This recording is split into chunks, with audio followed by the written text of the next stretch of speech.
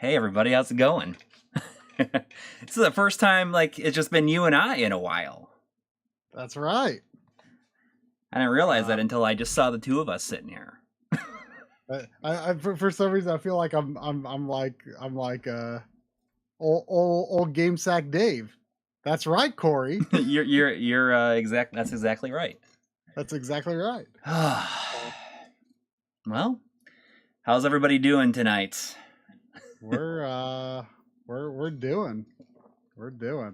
Did you get Live Alive or Live Alive or? I did, but I officially to say it now.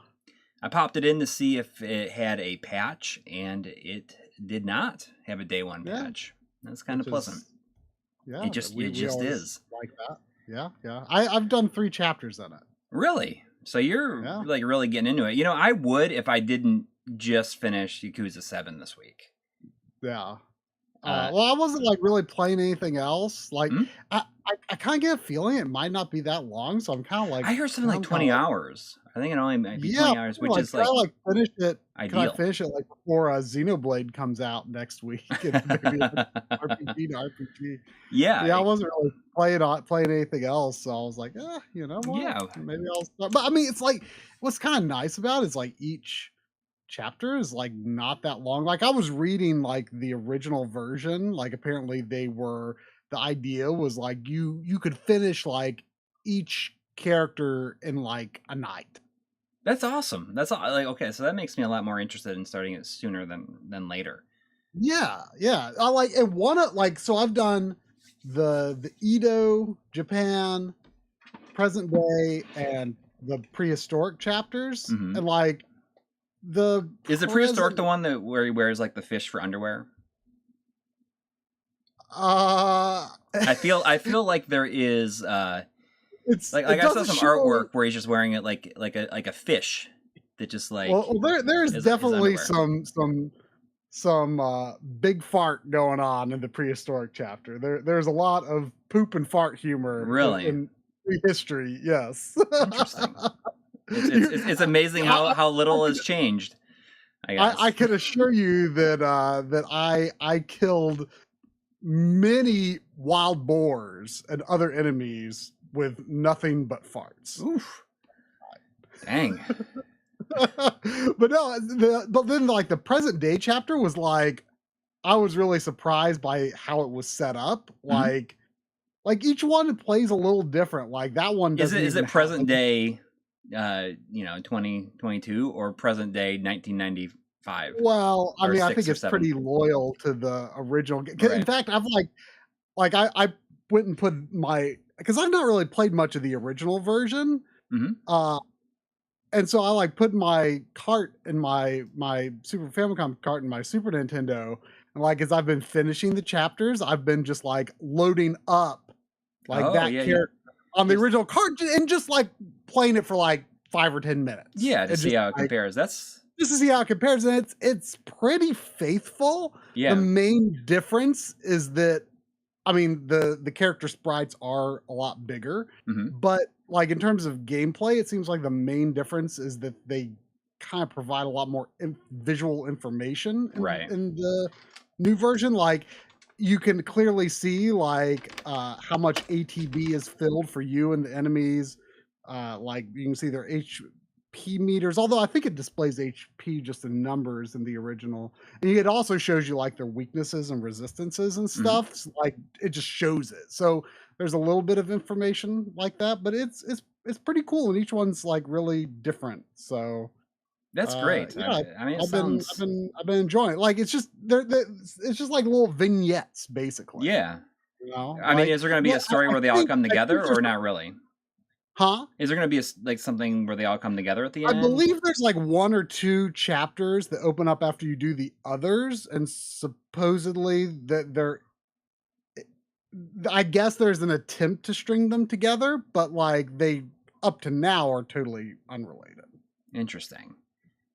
So that, I mean, like the back of the box says great. There's a medieval chapter, and when I was driving home after picking it up, I was like, oh, like maybe I'll do the medieval one first, because like that would be the most like a traditional RPG. But that one's actually not available right away. So I don't know if that's the only one that opens up after the fact, or if there's another after that.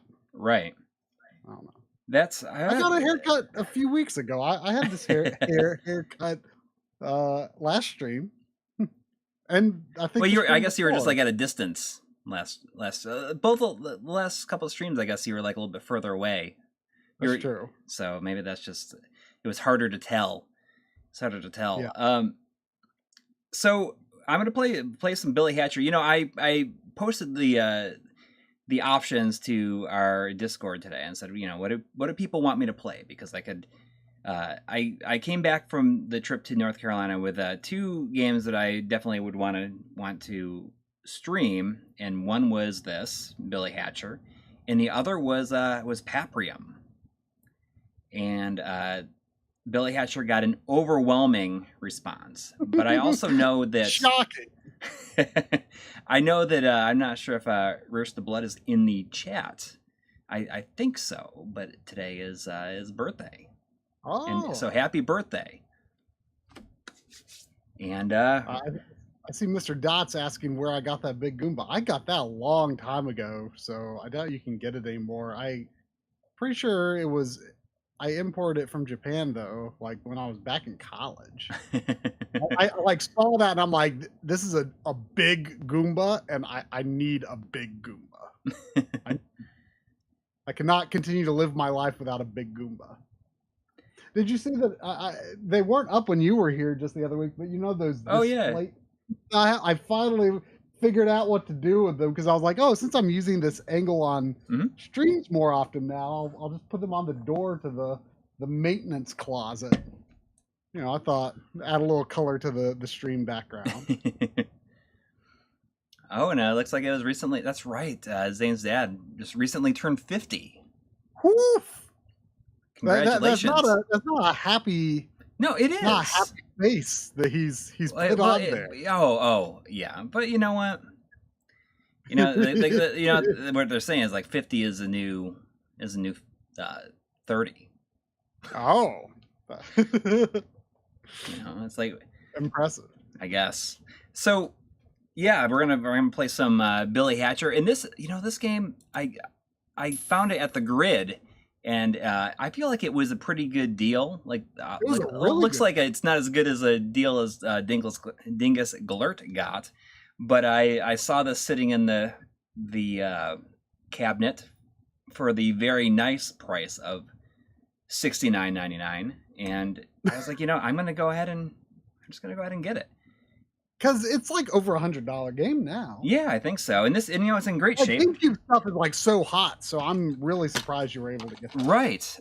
And you know, like, so it has like everything. It has like, it even has like the Sega like thing in it. All of the paper materials, including the I think there's like a is it like a card in here? No, maybe not. Either way, nice. Like, yeah, I mean, it's in great condition. So, yeah, you know, it's funny because I feel like this game was considered to be horrible, like when it came out. Well, like, you know, it was the era where, you know, I put more stock into, like, I like IGN was like my main game information source at the time. I like paid way too much attention to reviews, and I think there's I was talking to I forget if it was Audie or John that said it when we were driving about, but I was saying that, you know, like I read a lot of IGN back then, and I like probably put too much stock into some of their reviews. And he said, "Oh, that means you didn't buy Godhead." And I'm like, "Yes, that means I didn't buy Godhead." Yeah, this didn't get very good reviews when it came out. But I was always curious about it because, like, it was still relatively novel to me to be like have access to Sega stuff, you know? Right. And I love platformers, so I was always interested. Honestly, if it weren't for IGN giving it a bad review, I probably would have bought it. I've never really.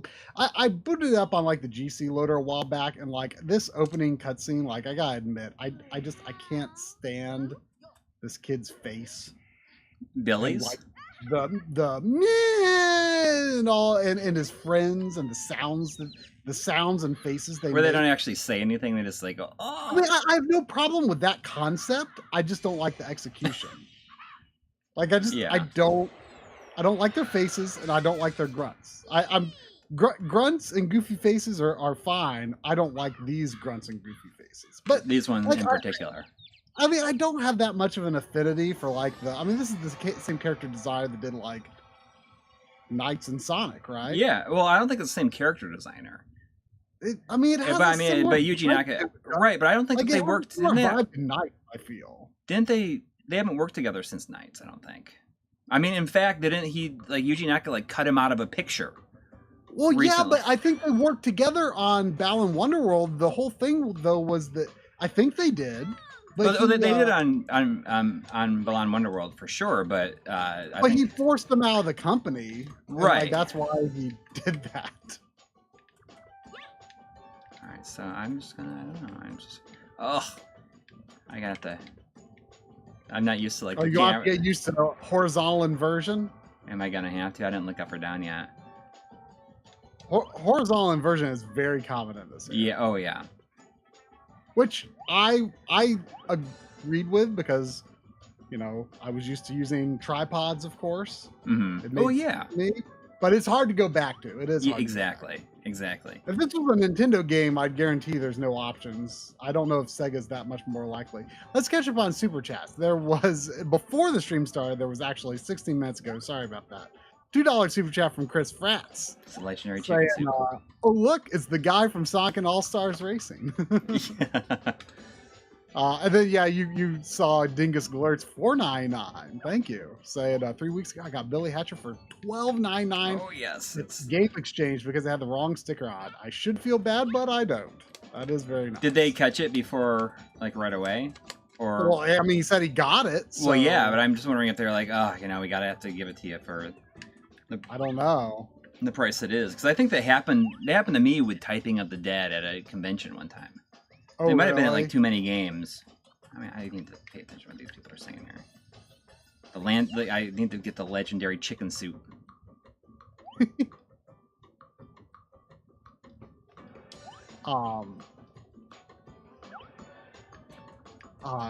Chris Fast donated $2 again, saying, "Fun fact: this game got a PC port only in Europe." I feel like I heard someone talking about that. I think that was last week on the stream. Actually, yeah, that's right. And then there was Eric Schussler with a $2 super chat. Thank you, saying, "Thank you. Is this game the last glimmer of blue sky Sega?" You know, just before you sent that, I was actually thinking how weird it is that this game is opening up like your first gameplay is like super dark and cloudy. Like, yeah, well, I bet it's gonna change here. I bet it's gonna change really quickly, but it is strange. There it is. This legendary chicken soup will give you the power over all eggs. Smoke Monster says, "I thought Bill Hatcher was the special guest." I had a fun time, you know, with the stream name and also on the thumbnail. I said Bill Hatcher in the stream name, and I said William Hatcher on the thumbnail. So it was William Hatcher. William Hatcher. Like it could be like Sega could bring this back, and it'd be like the Hook version of Billy Hatcher, where like, you know, he's played by like a middle-aged Robin Williams-esque character. Yeah, and he's like, "My name is William. Call me William." Oh. He goes, "Bookadoodoo." So, how long is this supposed to be? I guess. Let's find out. Can't imagine it's that long. What do I gotta do here? I think I'm just supposed to be avoiding everything right now, right? How long to beat? It looks like if you do a lot of extra stuff, it may, it's actually really I'm surprised how few entries for this game are on how long to beat. Like, because like this is a game that I feel like a lot of people really love. I mean, it is, you know, I think a lot of people slept on it, but you know, Sega fans really loved this. You know, it was. I remember when it came out is when I worked at Game Crazy, and it was. It was like it was on a demo disc, I think. Okay. And I just didn't buy it. I feel like I might have a demo disc with it on it. I forget. I'm not sure. So does the egg just get bigger? I mean, I wonder if it's like Katamari-esque. Yeah, what makes it get bigger? Collecting the fruit? I don't know. But yeah, it looks like it might be 8 or so hours. It looks like it could be a lot more if you want to do everything, but you know, not ultra crazy long or anything. Okay. Like I said earlier, I finished Yakuza 7 like a dragon this week, and you know it was awesome. I didn't really get into it until like 20 hours in. I actually started it last year, sorry, and it was I played like 20 hours and then it just wasn't clicking with me, so I let it go, and then I came back when like in last month when I was getting into this zone of just like, you know, playing, like going back to games that I had started but had never finished. And it really got its hooks into me, and that it's such an interesting game, the way, and I'm sure I saw your tweet where you're like, let me. Well, it just goes back and forth between like really emotional and like intense and totally absurd, and I'm sure Zero was like that too. Well, I mean, I think that is this. I was going to say secret sauce. You know, I've only played Zero, but like my impression is you could say those exact same words about any game in the series. Right. Yeah, exactly. I think that's a big part of what people love about the series so much is just that very unique balance between like absolutely like stupid and absurd. Oof. But it's like actually like legitimately like really good and intense drama too, you know? Yeah. So I just did that. It's like, I don't know. It just kind of like let me figure it out, I guess. That's kind of cool. I don't mind that it's not. Yeah. John and I were talking about that earlier today because he was like, there's like just so many like tips and tutorials. Oh, in Klonoa. Like the new Klonoa. Yes. And I'm like, it's a 2-button game. Yeah. How much do they need to explain? I think you can turn it off in the options, though. I think he said that it's still like he's kind of annoyed that like there's like these like loading screens with tips and stuff like between screens and between like the world map and stuff, and it was like so seamless in like the original game, or at least he was talking about 2 specifically. I think he's got more issues with 2 than 1. Yeah. Well, that was the one. I mean, I was expecting. I played like the first 4 or 5 levels of the first game, but I haven't played 2 on it yet. Oh, it's a Sonic team. It's like an egg, but I can't pick it up.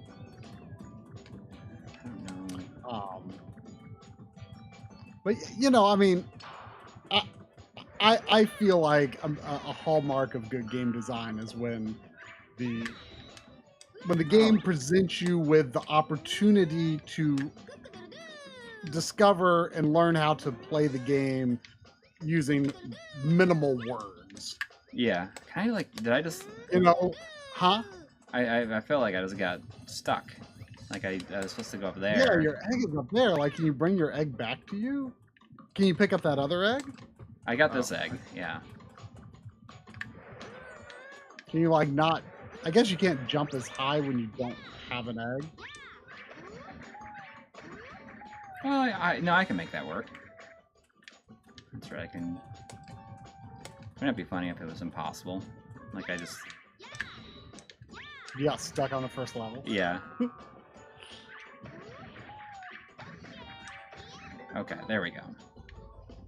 But yeah, I mean, Yakuza was really, really good. It like the voice acting, like I'm sure you played Zero. I don't even know if they had like an English option, did it? I honestly don't know.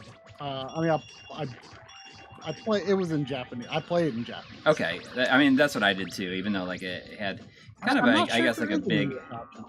Whoa. And it gets like the voice acting in like the last bit is really, really good. There's so much emotion. And I was like not even expecting it to get as serious as it gets. You know, it was pretty impressive. It was pretty impressive. Oh, I look forward to finally getting around to it. Yeah, I mean, a lot of people are saying, "Oh, you should play Zero next," but I kind of was thinking about it, and I do want to play. I think I'm gonna play Kiwami next. Like, I sort of want to play the other games. Like, what? Oh, I mean, I guess 7 is probably the longest now, but like I was kind of reluctant to like get into some of the others because 7 was. Zero took me so long. The people are like, Zero is like the longest by far because there's 2 protagonists that like jump to the point. Did I just like? Oh, jeez. You know, I think I'm gonna play Kiwami though, and I was thinking, I'm just gonna play them in release order instead. But substituting 1 and 2 for Kiwami 1 and 2, and so it'll be 1, 2, 3, 4, 5, 0. Then 6. Obviously. Oh, did 6 come out after 0? Yeah. So I feel like that might be intentional in a way. Like that might be. Yeah, I don't know. I mean, like one of the playable characters in 0 is, I believe, a major character throughout the rest of the series. As I think more as like a rival or antagonist of some kind. Wait, does 0? In 0, yeah, like I mean, you play as Kiryu, I think is yeah. Like the main guy, but there's also Majima that you like has pretty equal playtime. Oh, okay, okay, yeah. I mean, they're both in. And I believe he's like either or maybe he like changes role. I don't know. Like he's either a villain, an anti-hero, an antagonist, a rival, something. I don't know. But he was his intro scene in Yakuza 0 is so good. Wait, whose scene? Majima. Okay. It's Is it Goro? Is that who it is? Goro Majima, yeah. Yeah. I mean, or Majima Goro, I'm not sure. Yeah. His last name's Majima, I'm pretty sure. Well, I mean, they're like, I'm sure you know that they're in. Here's some blue skies right here. There we go. There you go. Like, I'm sure that you know that they are at least in 7 to an extent. Like there's no way. I assumed so, but I mean, I didn't really know for sure. Yeah. I assumed that they had to do something to make the continuity. Yeah. A bit familiar, but yeah, you play as Majima and Kiryu in 0, but it's pretty long. It's pretty long. Well, yeah, I mean, 7 took me 72 hours. I'm sure. I mean, if you don't do the side quest stuff in 7 or in 0, which I didn't. Right. Well, I did some side quest stuff, I guess. Can I do this too? So this is gonna do. Well, most of the side quest stuff in 0 just didn't really interest me. Like it was just like running a nightclub and like managing like real estate and stuff, and it's just like, ugh, this is too complicated. And you didn't really need to do it, so. So what is I don't know what the red eggs do. Maybe those are explosives.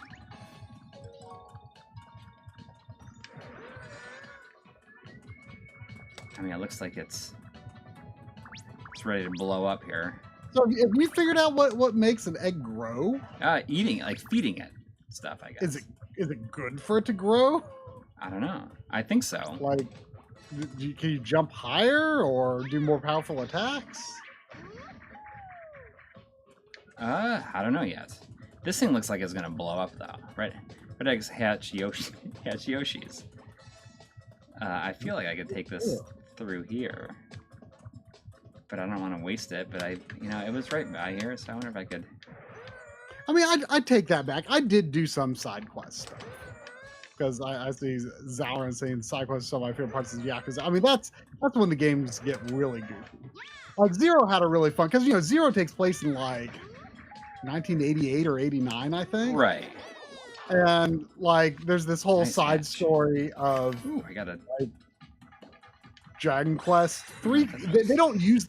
My understanding is that, like a Dragon, they actually got permission to use the name Dragon Quest. Yeah, and then there's a point towards the end, or like where he sings the does the level up jingle, like with it. He like sings it like Barrett in Final Fantasy VII Remake, right? Going, da, da, da, da, da, da, da, da. Right. Oh, talk to the rooster to continue. Okay.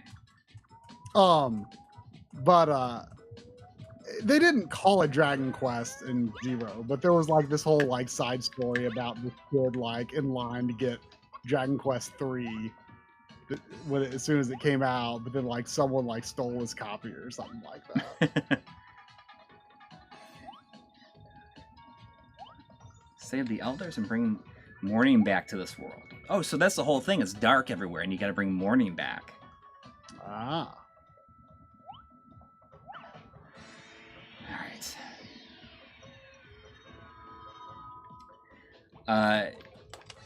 But yeah, I mean, I would highly recommend checking it out, like when you get a chance. I mean, I don't know if I talked about. Did I talk about I know I talked about it to you like off stream, but I wonder if I don't think I mentioned it on stream, or I talked about how, I started that game last September when I played it for like the 20 hours. And then I finally got back to it in June, and it took me about a month to put in 50 hours. Or not a month, probably close to a month to put in 50 hours. Maybe 3 weeks. And some of that was traveling, so I didn't even get a chance to play. And it just really got me thinking about RPGs taking a year to beat. And about how if most RPGs took me about a year to beat, then I really only have, I can really only play about 40 more RPGs in my life, probably. I mean, something that I've, like I said, like I was like, I wonder if I can beat Live Alive before Xenoblade 3 comes out. Maybe I could just start that route way, which seems crazy. But when I was younger, like you would think that this would go the other way. But when I was younger, I used to feel like when I finished an RPG, it's like, whew, okay, I'm done with RPGs for a while. Take a break. And even though like it takes me longer to get through an RPG these days than it used to. Mm-hmm. Like I feel like I'm just like always in the mood for an RPG now, though. Like, yeah, I used to not like I had to be. I used to be. I had to be in the mood for an RPG, but now it's just like I just want to play RPGs all the time, even if I just finished an RPG. Like I feel like I used to be able to be an RPG like unless it was like 100 hours in like a week. Yeah, well, if an RPG is like not 100 hours, that's pretty anemic, a pretty anemic game. I mean, all RPGs should be at least 100 hours. There was a $20 super chat from EB2. Thank you. Saying just finished Stray, very good, not too long, had great elements of other games and small doses. Definitely recommend. Have a great week, everybody. I pre-ordered the physical of that from I Am 8-Bit, Yeah. which luckily, like, it's kind of annoying because like their listing on the website shows the game in like a slipcover. So like I didn't even know that there was a PS4 version. Jeez. So like when I placed the order for the physical, like I didn't even realize that like I needed to make a selection. So it was actually after I watched the Digital Foundry video.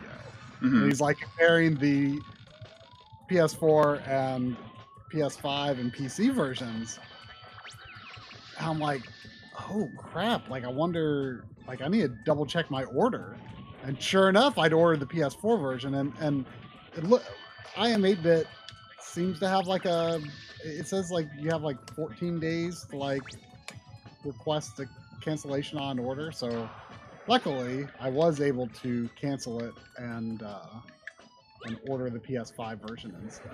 That's good. Yeah. But yeah, it was like, because it's like in a slipcover that doesn't have the platform branding on the outside. Oh, so did you? I ordered that that pack of 10 slipcovers for. Oh yeah. I was tempted, but well, don't order. Like I think that I get like 10 of them in there. So I ordered, the PS. Okay. So, and I ordered PS4 and PS5 ones. Just, so I'm future-proof, so I'll just give you one. Or I'll give you two, because you need one for Saifu, too, don't you? Yeah, that'd be, I mean, but no, it has a slip, but it looks like, at least, if you do click through the pictures on the website, it does look like there is a regular case under the slip. I don't think it's a steelbook, but I could be wrong, but I don't think it's a steelbook. I'm just saying, like, there's no platform branding on the slip, and the slip is what's like the first picture. So I didn't realize that, because you can see the blue of the case. Mm-hmm. But I couldn't, I couldn't tell that it wasn't a PS5. So if anyone else orders it, be careful with that. But no, yeah, I actually looked at that listing the other day and thought about ordering those, but I didn't. So yeah, I'll just take some extras from you. Yeah, those are cool though. I don't think you really explained it too much, but what Coury found, like slip covers. Well, somebody posted them, because you made a tweet about like, does anybody like these things? Like steelbooks. Steelbooks that don't have any kind of branding or anything on them. I don't really like steelbooks to begin with, but like the worst are when there's because I don't like using the slip covers, or when they don't even have like the game name on the cover, right? Or on the but side. Sometimes there's no branding at all. Yeah.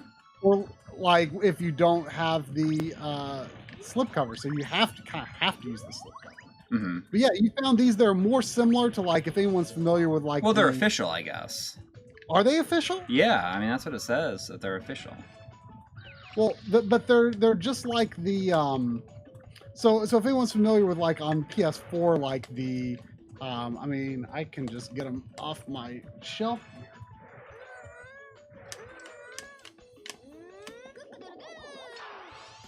Nice hatch. Like it's clipping. Oh, it's all clipping. Look at them. Get you. Clipping. Powers of water and life. Do I gotta push? I push. What do I gotta do with clipping now? But like normally I don't really like steelbooks, but like I actually like some of the ones on PS4. I can just throw them. Like the Valkyria Chronicles one, like it like actually like almost has a somewhat more plasticky feel to it, which I kind of like because it feels less scratchable. But see, there's no game name, no platform branding or anything on it. Yeah. But the slipcover, like, actually kind of completes it. Oh, I gotta jump on them.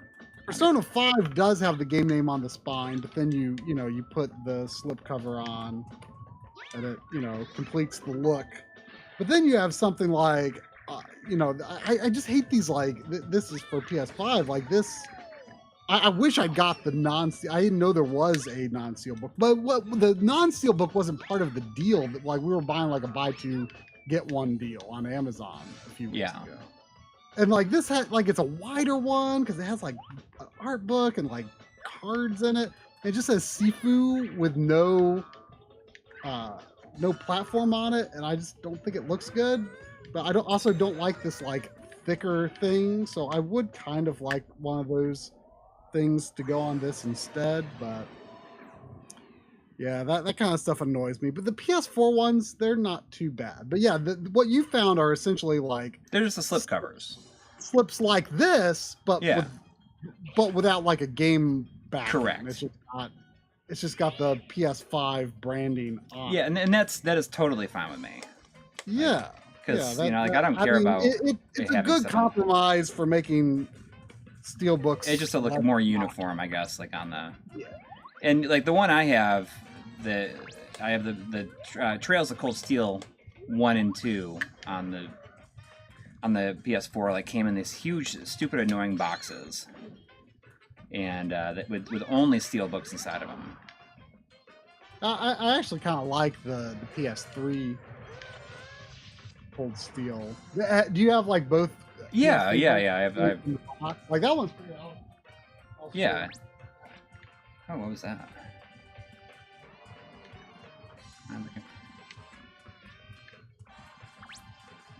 Generally, I don't like non-uniform boxes, but like this one's pretty cool for Trails of Cold Steel. It's shiny. Mm-hmm. It's like not too huge. It's like just the right size, like depth and height to not be annoying. And then inside, it comes with Cold Steel 1, but it's big enough for when Cold Steel 2 came out that you can put Cold Steel 2 inside. Right. They're just regular cases, and I could put them on my shelf individually, but it's neat to have this box for both. So I do enjoy that box. But anyway, let me catch up on Super Chat. Sorry about that, y'all. There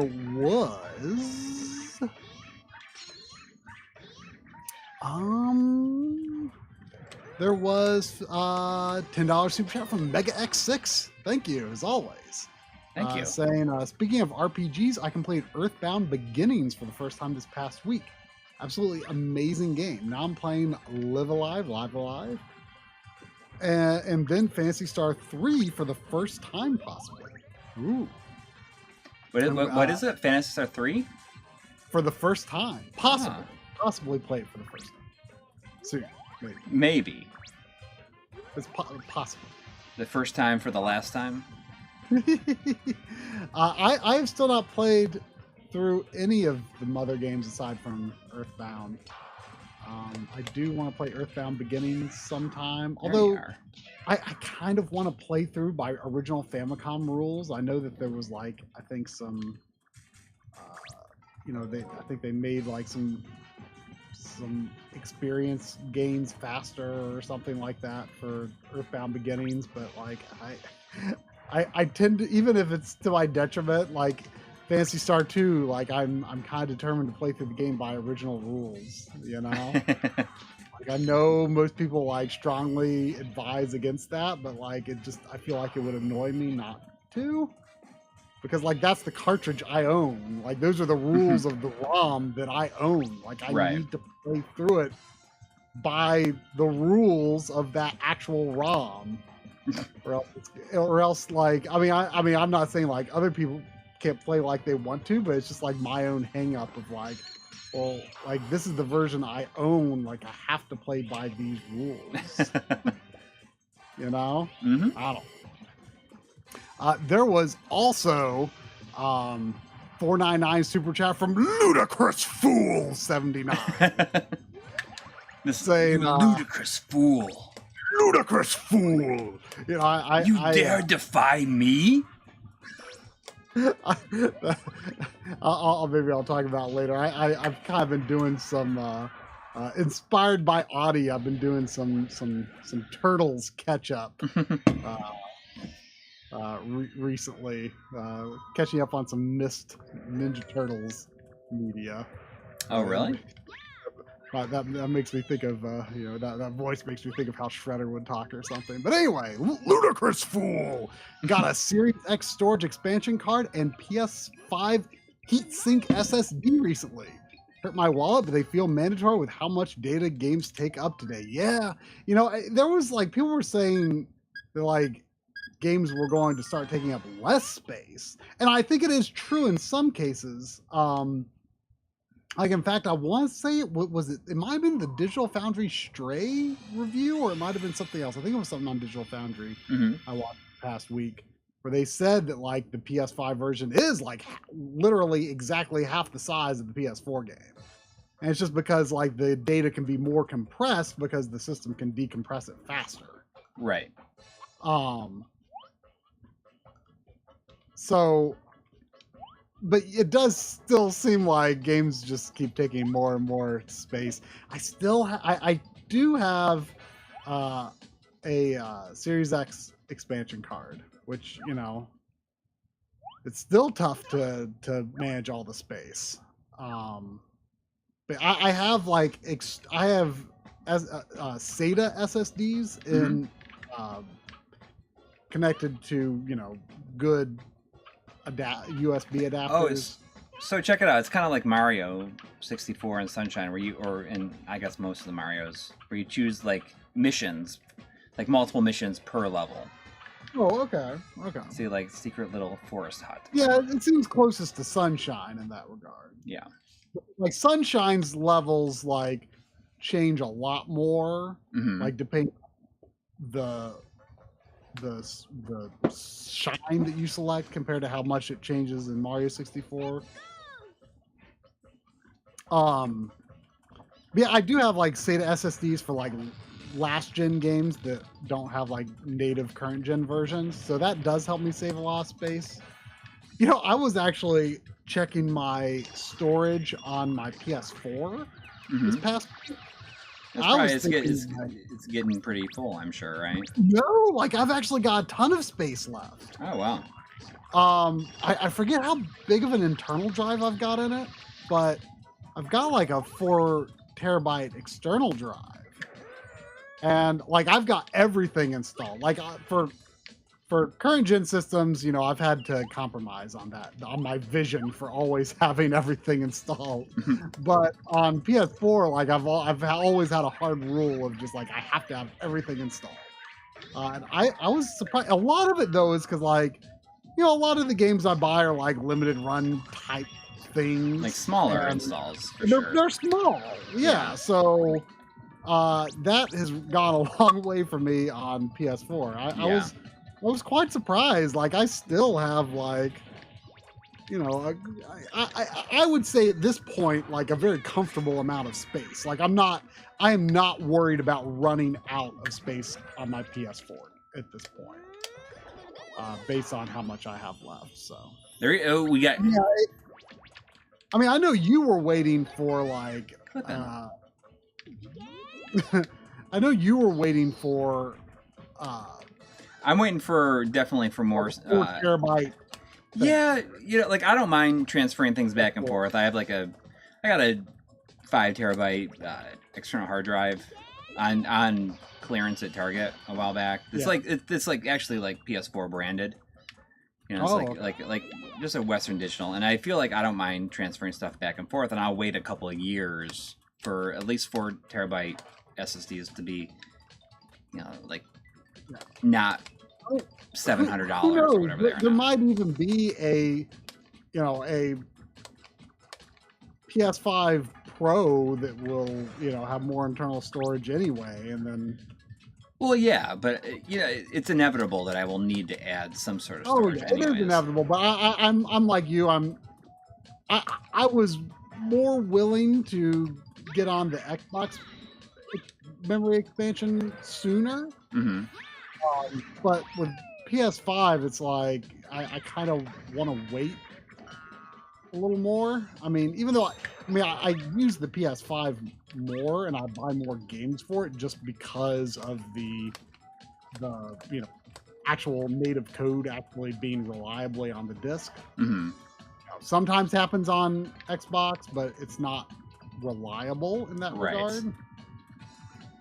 Yeah, yeah. I mean, that's definitely the case. Like, but you know, so I do buy a lot of native PS5 games, or I mean, not a lot. But well, when it's an option, you know. When it's an option, I do like to get PS5 versions. You know, you know, I'll probably start mixing it up a little more later in the generation when the Xbox One is well and truly dead. But yeah, anyway, so yeah, I'll cross that bridge eventually, but not right now in terms of PS5 storage expansion. But anyway, I should continue on to your grandfather, Robert Carlson, with a $5 saying steelbooks. I think they're exactly for people who don't like branding, review quotes, screenshots, etc. on boxes. And you know, yeah, but that's not like what we want, I guess. Stuff either, but like, and you know, like the stuff on the back of the box isn't always very pretty either. You know, the fine print. Like, I don't love that stuff. But like, sometimes they don't even have the game name on it, which is annoying. And two, like, I just feel like the hinges, like on the spine, just don't look that attractive. Inside a steelbook, like I don't like.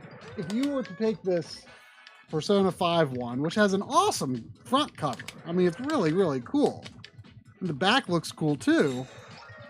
But like, this isn't really maybe the best example of it because it's actually not that bad. But like, just like the way these hinges like kind of come together, and it's got this like box contour, this rectangular contour there, like a more plain one. Like, let me go back to the Sifu one. Like, it's very plain, and it's just got the game name on it. But then like, I feel like this outline where the hinges kind of like that come together. I don't like how it looks. And I want like that little PS5 there so that it looks consistent. And then if you don't use the slipcase, then it's going to get scratched up. I mean, they're very susceptible to scratching. I mean, there are like a million things I would prefer like a premium physical to be other than a steelbook. I just don't like them very much. Who's this? Okay, Cypher. Can't really see him, but he's like. The first one I ever got was. What is it? 12.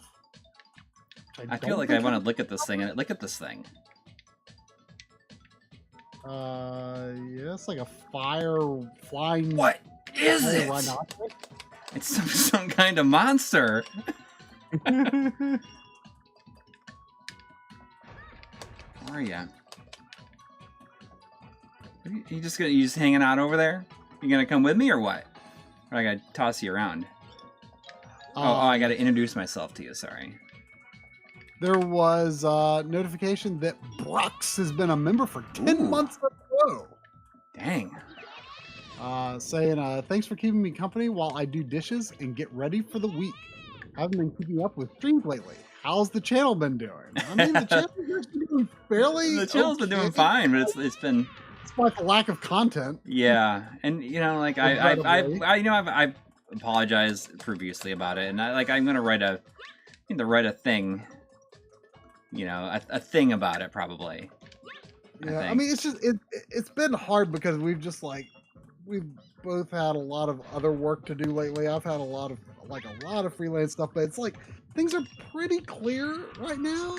Yeah. For the moment, so I think I'm actually going to be like making Analog Frontiers progress for the first time in like a long time this week. That's good. You know, like I'm working on this memory card save file preservation video, which is like proving to be kind of fun. You know, like it's just been a little while. Yeah. Have you like gotten into editing yet, or are you? Oh, there's no. Like I have not yet, but it's gonna be. It won't be that crazy, I don't think. Mm-hmm. But I mean, it's certainly not. There's not as much you can do like you could with you know, the cartridge saves. It's not Well, and it's thorough, or it's like a little esoteric as well. Right. Exactly. It's just fun to do. Yeah. Well, I was saying the Mr. Hangover is real, and it's true. I think that was a huge. I mean, I definitely felt like pretty burned out, like after that, like just like uninspired, and like didn't feel like doing like a lot. And I kind of felt inspired after that. I felt in a good groove, and then I feel like the OLED episode like sucked all that energy I'd built up out of me. Right. and then things got super crazy with freelance work for like a couple of months there. So that's my excuse. I hate to make an excuse for it, but that's kind of how things have gone for me. But yeah, I'm going to be finally getting back to Analog Frontiers. Like I say, my intent is to kind of be making some progress on it this week. Finally, I gotta feed these eggs, and it's like just gotta wait for this fruit to respawn. I assume that's my only option. I think BBA 935 says you guys worry too much about this, and I mean that's exactly right. I mean, yesterday we were actually recording a podcast with the Still Loading podcast, and we were talking about like how we're the ones that are hardest on ourselves, and that like people are always in streams like take as much time as you need, guys, and y'all are like so unbelievably understanding. I mean, we still feel guilty, but we really appreciate your willingness to be patient with us, even when content at times may be rather anemic. Rather anemic, yes. Rather anemic. There was also €2 from Indie Gotcha. Oh. That makes me think of Saru Gitchu. That's the Japanese name of Ape Escape. Oh, right, yeah. What do you know? It's Bill and Cypher. Bill and Cypher. I don't know. Bill and Cypher. Am I missing something? Bill E and Cypher? I don't know. I always think of Matrix one. I know. I think that's what I think too. Here we go. I gotta throw my. I was thinking about turtles. Adi is like a massive Ninja Turtles fan. Right. Very knowledgeable about almost all things turtles. And he talked me into buying a couple of Turtles games based on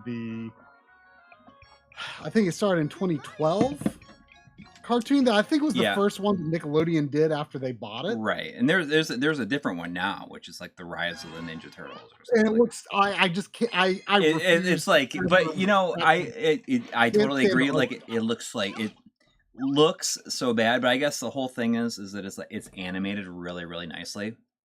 Oh yeah, yeah. I can't stand like. Oh, it looks so like stupid. So gigantically huge in it. Yeah. Like it annoys me so much. Like I just like it's okay to give them like little differences, but they are like too extremely different. I don't like that. But anyway, you must listen to me, Billy. You must listen to me. I played when he was still here. Actually, I played through the 360 game I got, which is a Way Forward game. I didn't even know about it. I guess it's originally a 3DS game, but it was ported to 360. And I think we talked about it on the stream last week. It was pretty janky, but it was all right. Yeah, it was all right. But anyway, like I asked him, I was like, like how can I like watch this series? Because he was saying that that's actually his favorite version of the Ninja Turtles. Really? Like, even though it's like this like CG animated thing. Yeah. Like, which, I was like, I don't know. Yeah, I agree. But he said have you seen any of that show of the 2012 No series? Well, he looked it up and it's on Netflix, but it's only got the first season on it. Mm.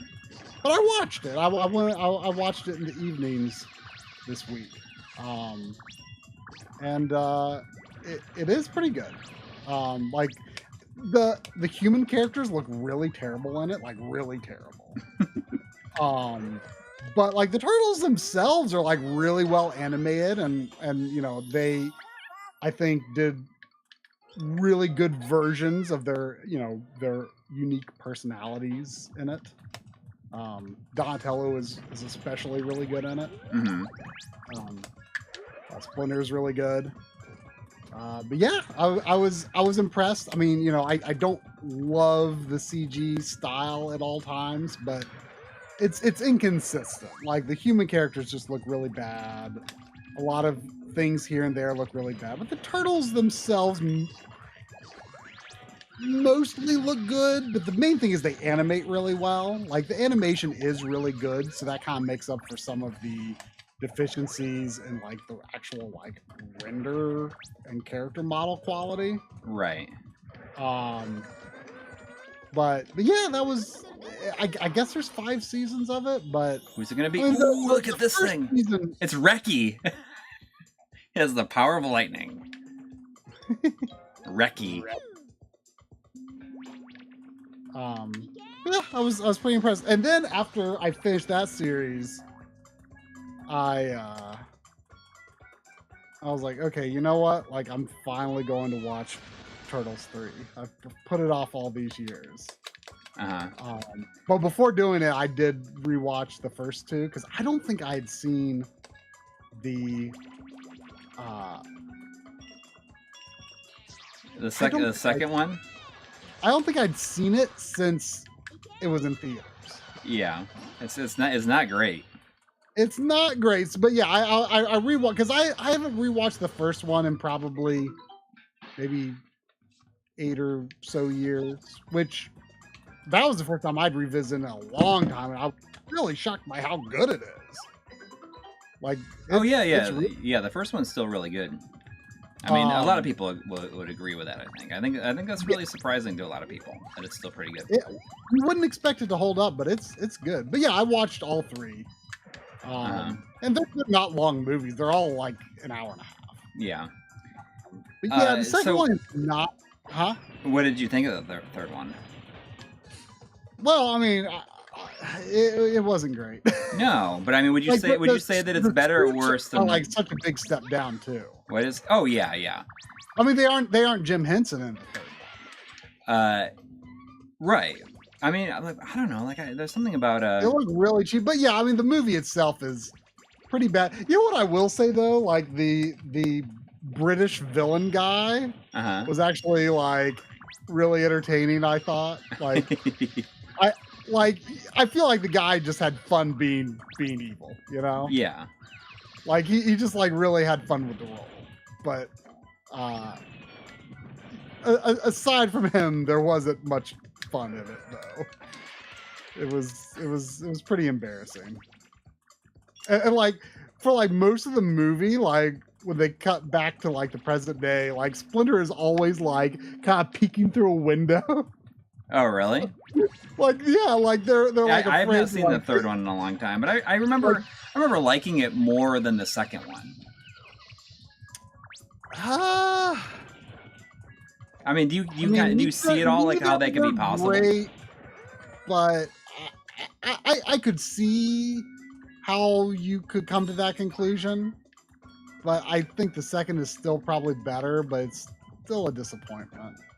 Yeah, I feel like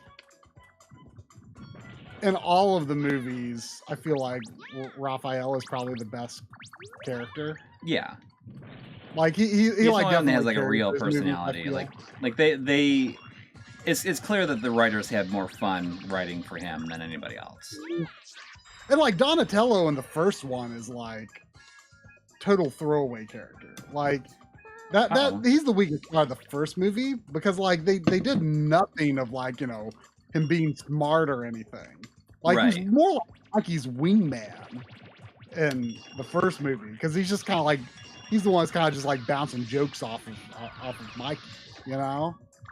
I guess. Then, I mean, it's like it's also been a long time since I watched the first one. Yeah, they nerded him up a bit in the second and third movies. Mm-hmm. Yeah, it was.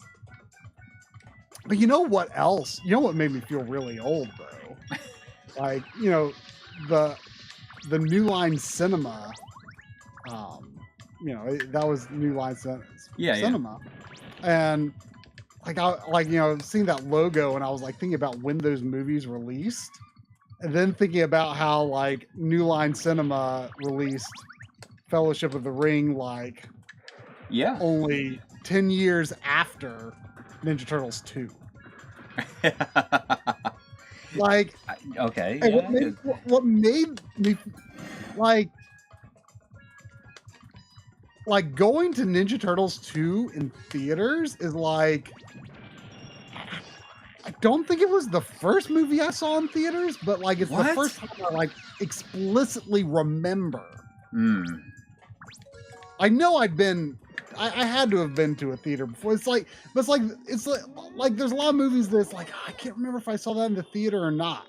But like I have a very, very clear and vivid memory of seeing Turtles 2 in the theater. And then I was really young. Like I lived in Tennessee still. Like I was in first grade. And then I went and saw Fellowship of the Ring, like with my high school friends as a senior.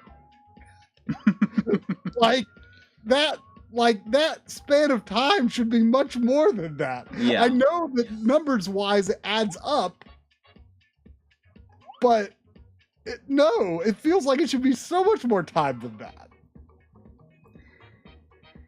Yeah, I mean, it does. Is it I for like things that make you feel old to revolve around when the Lord of the Rings released?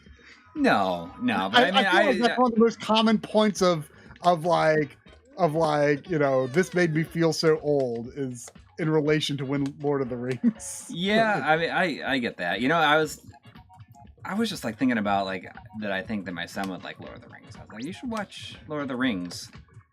And I showed him like the preview. And he's like, nah. So you show him the what? I show him like the trailer for it. You know, to see if you want to watch this. And he's like, nah. I think I'd rather watch something else. I don't know why he would. I know. And one day, you know, like he'll realize that, you know, that it was a mistake one day. But you know, like. I mean, I specifically remember seeing the first one in the theater. It's definitely one of my most vivid movie-going memories. I remember seeing it at the Winter Garden Theater in Jamestown, New York, which is no longer there, but it was a single auditorium theater.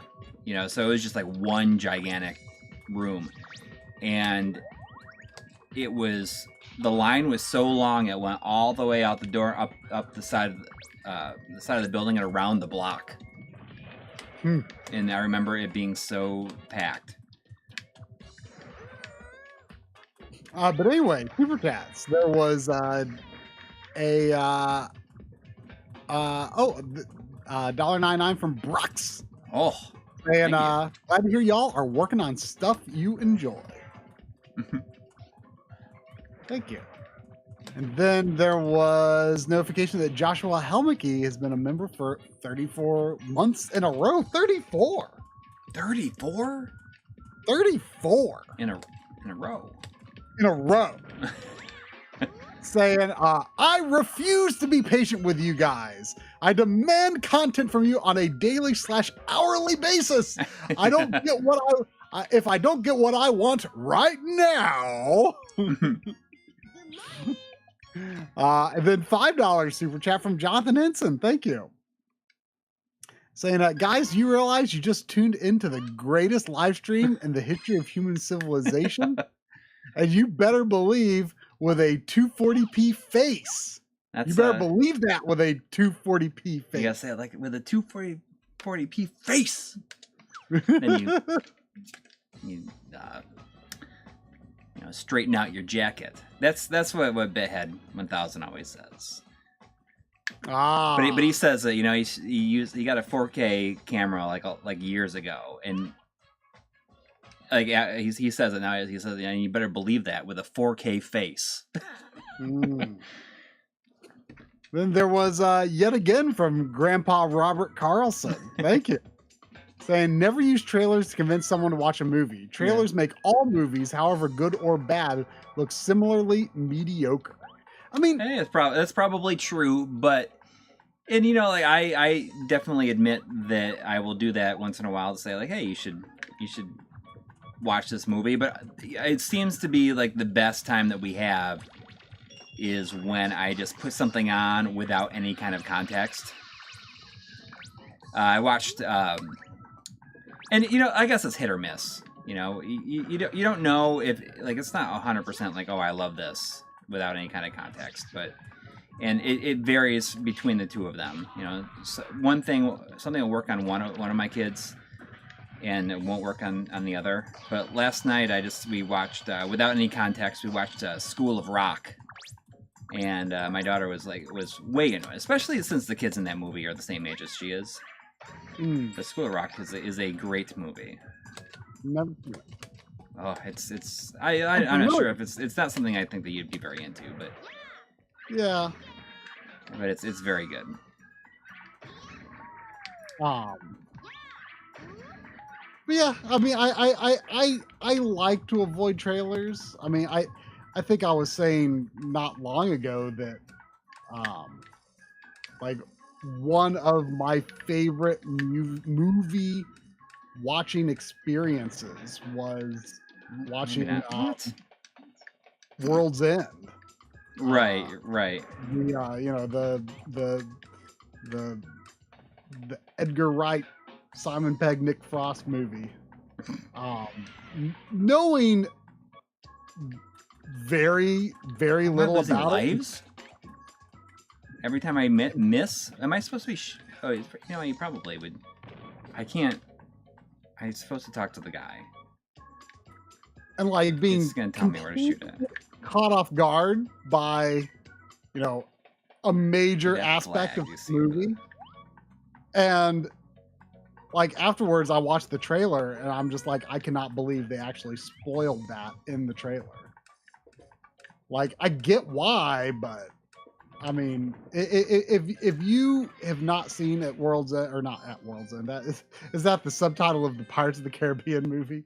Yeah, it's just called World's End. If you've not seen World's End, jeez, it like kicks me back to the title screen, like straight up. Like, watch it as soon as possible because it is an amazing movie watching experience.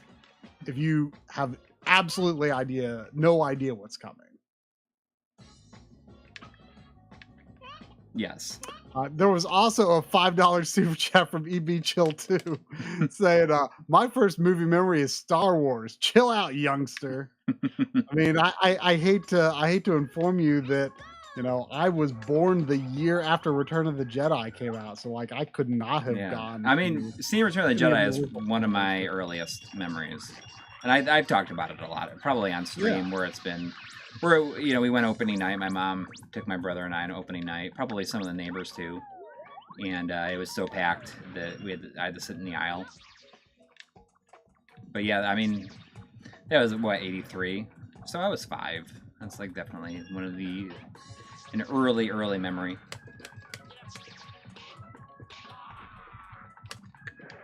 Yeah, that's a memory before I existed in any form. Isn't that crazy? It's you know, it's just one of those random memories. Yeah, I'm sure you got plenty of those things. Like, I was just thinking the other day, what did I do? When did I get one? I think it was like when we went to the movies a couple of weeks ago to see Top Gun. My wife and I went. You know, we had a little date night. It was fun, and we were at the movie theater, and I was like, you know what? I'm gonna get a frozen Coke. And it got me thinking about how I remember getting frozen Cokes at Hill's department store, because it was one of those places you walk in. See, I feel like I need to go just to, like, that's gonna come on. I remember, like, you know, it's one of those places that smelled like popcorn, and they had all this food in the front, and they had the hot dogs on the rollers. You ever have like seen you think of in a movie theater? Yeah, probably. I don't understand what I'm supposed to be doing here. It's telling me to aim above the flag. Come on. Let me try it one more time here. And aim at the flag you see over there. If you don't aim just right, splash, you'll be swimming with the fishes. Make sure you aim well. The trick is to aim just above the flag. Okay, that's what I did.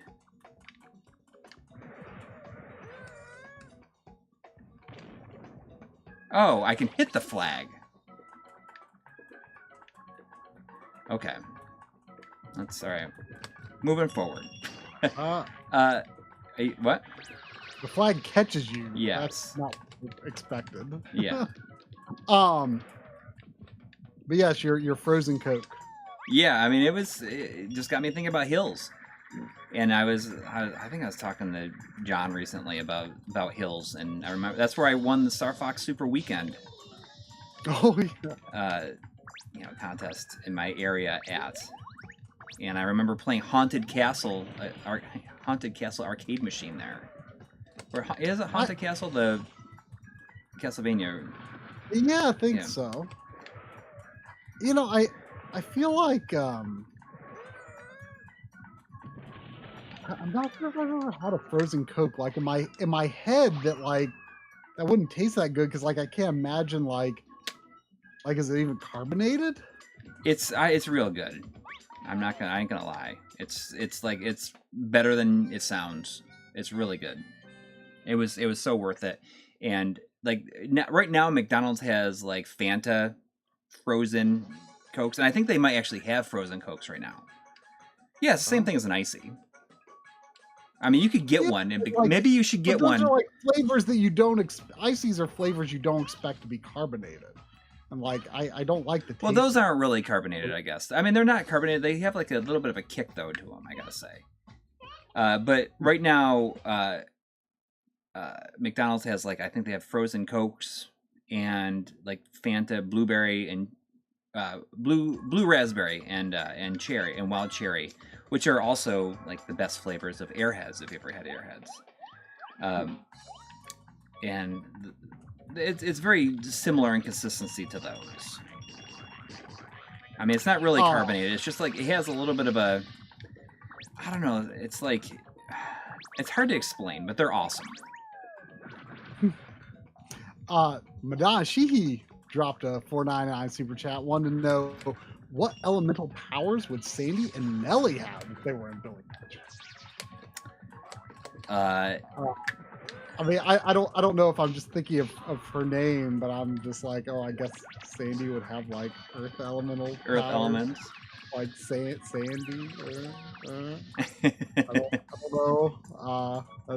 Well, Nelly would have the sploot element. The sploot element. Because that's I feel like that's all she does. It's not really a relevant element, but I feel like we can make it one just for this. Yeah, I mean, Sandy would. I don't know. I don't know what she would do other than just bark very excitedly at stuff. Sandy. Ooh, it's Sandy, look! Sandy, what is this? What? It's Sandy, it's an egg. Look! It's Billy Hatcher. Sandy, look! Come look! Look! It's Billy Thatcher. Look!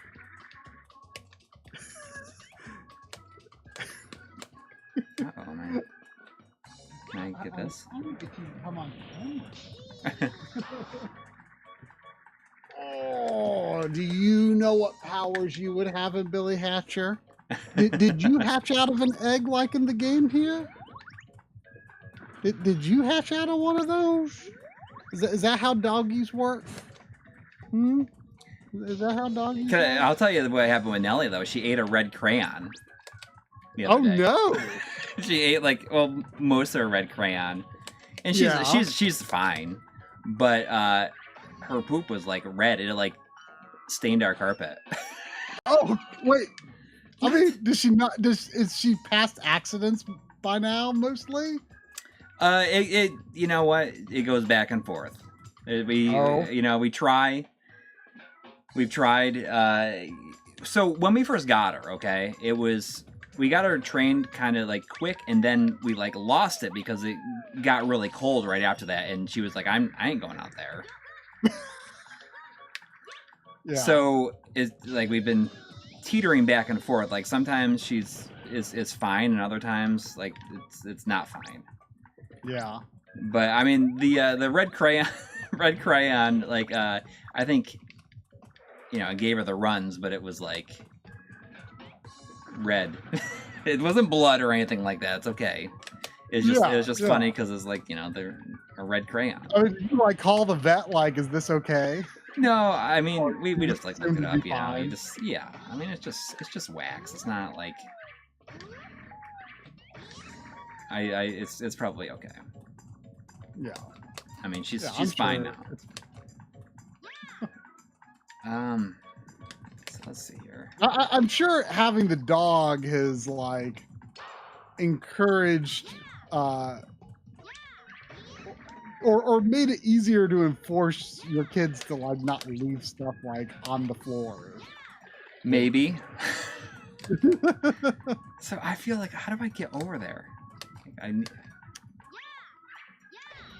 There was also $2 super chat from Joshua Helmke. Thank you.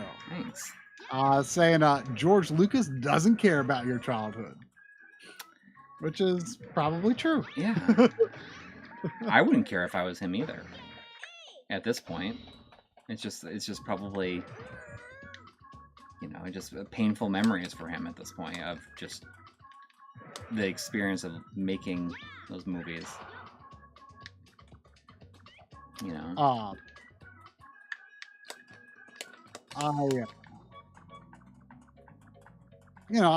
been thinking a lot lately about how much people want things to be like different in like, they want this change, that change, etc. and like, new versions of old games. And then they get mad when something gets changed.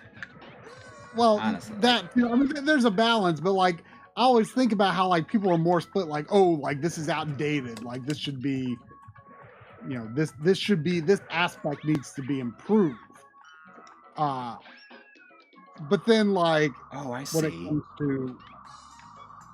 When it comes to movies, like I feel like, George Lucas style changes to movies are almost universally derided. Whereas with games, people more often want changes, I guess.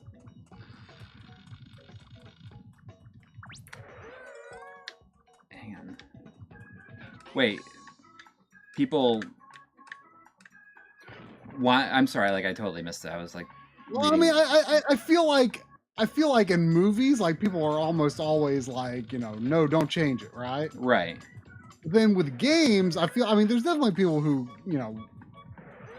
would get annoyed when things are changed. Like Halo is a very good example where like people are extremely defensive about the look of that, right? Yeah. And and then there's other times where it's like, oh, I want this to look all, different and shiny and high res, and like, oh, this is such a lazy port. They didn't, update the character models. They didn't update the textures or anything, Yeah. People, want more change, but like, I was talking to John earlier today, like how I feel like it's sometimes hard to communicate, like why that higher resolution is not always just straight up better. Right.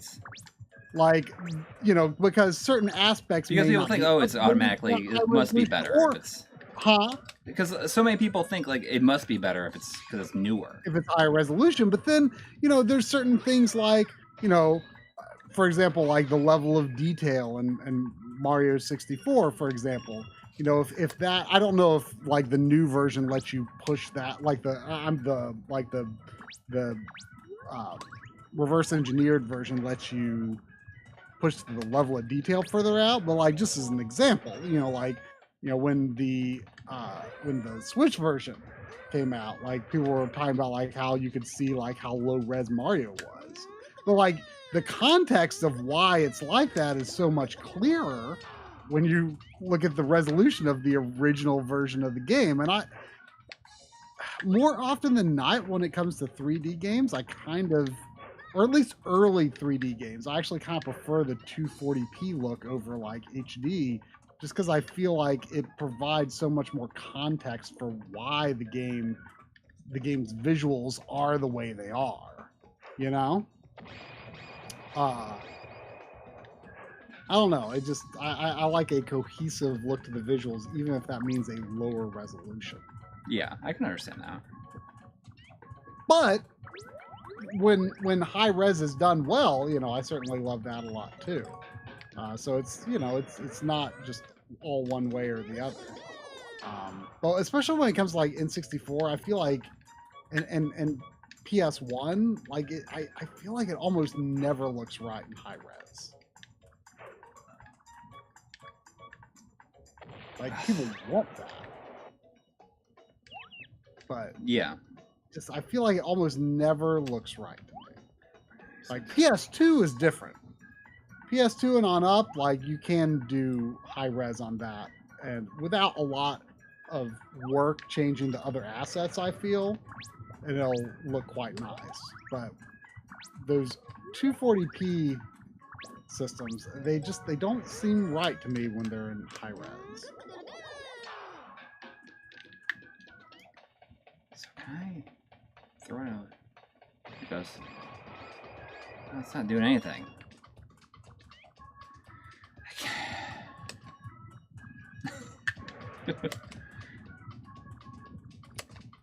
Don Hostiera is wondering, did Katamari Damacy copy this game's concept?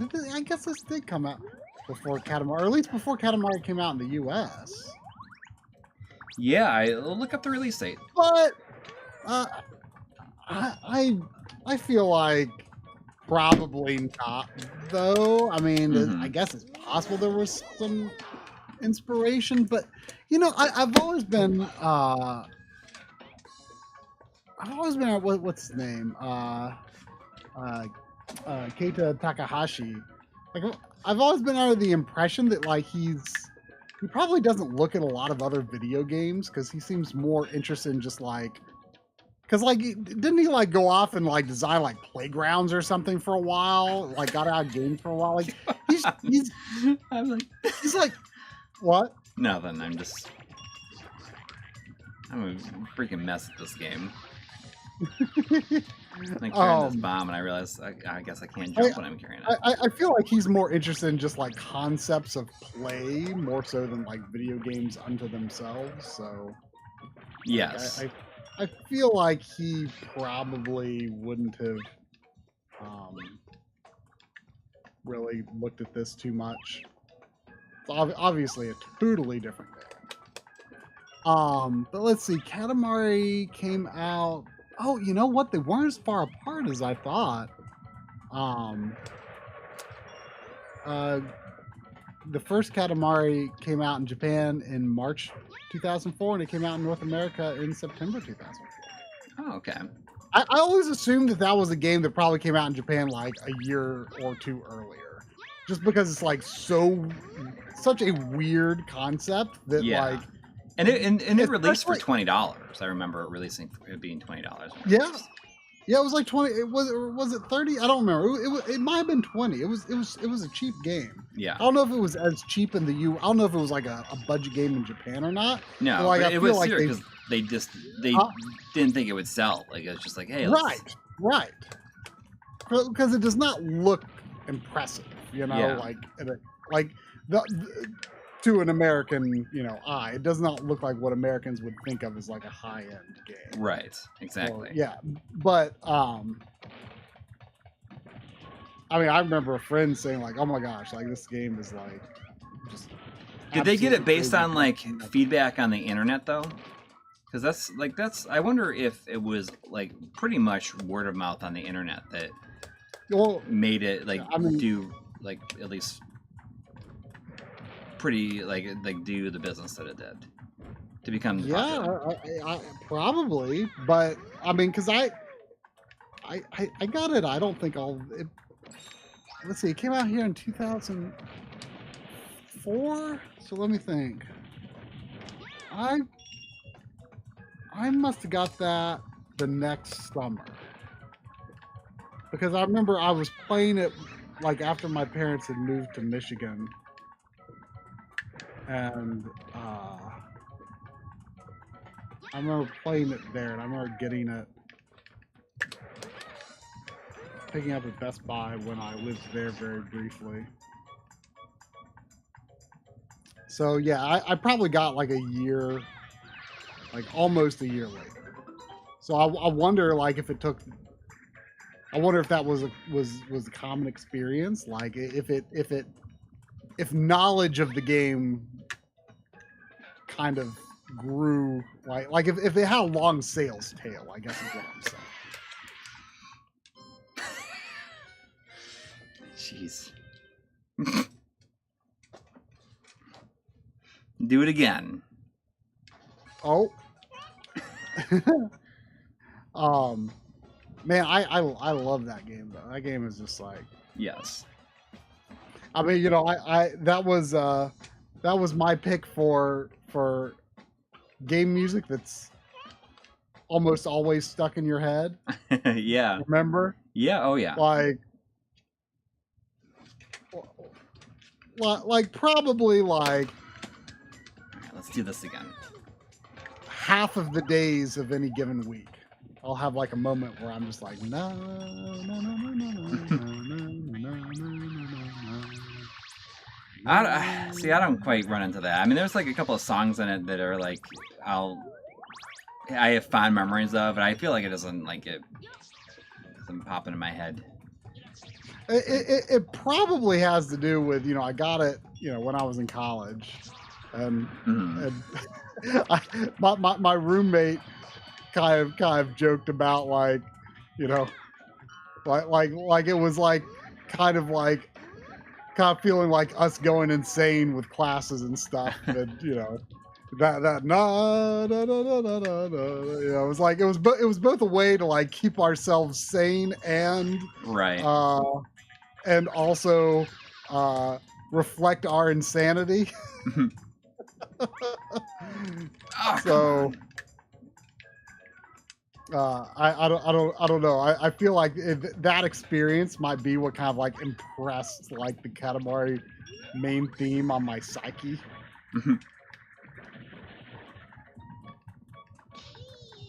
It's unusual really for a game of this era to have these limited lives. Really? Like actually put you back. It was becoming unusual, I think. I don't think so yet. Like, I think Mario Sunshine still had them, but no, I feel like most did. But did like Jak and Daxter? Yeah. Oh yeah. No, you know what? I don't know if Jak and Daxter did. I feel like Jak and Daxter might be the first game that I can remember playing that had just like unlimited lives. Mr. Dots is asking if I got Donut County yet, and I don't remember what that was. This vaguely sounds like something that someone said like, "Oh, you should get," and I was like, "Oh yeah, that sounds good," and now I don't remember it at all. I can't like if I see Mr. Dots, I always think of like I just think of like more dots. Move to the center. More dots. I mean, do you know when I'm saying that, like what I'm talking about, right? At all or no? Wait, no. Like more dots. Like there was like a big. It's like one of those old like internet. Like it's like a guy like doing a raid in World of Warcraft, and like someone like messes up and he like freaks out. Yeah, that's where the 50 DKP minus comes from. because Crush'em got feared into the into the what is it the whelp into the whelps. It's very funny. It's almost as funny as This Is Beans. I don't know about that. You might be surprised. Like, This Is Beans is pretty funny. Dude, these are beans. Yeah, this is food. These are beans is very funny. But I don't know about this other thing. All right, I feel like I'm doing pretty good here now. Like I've kind of got to.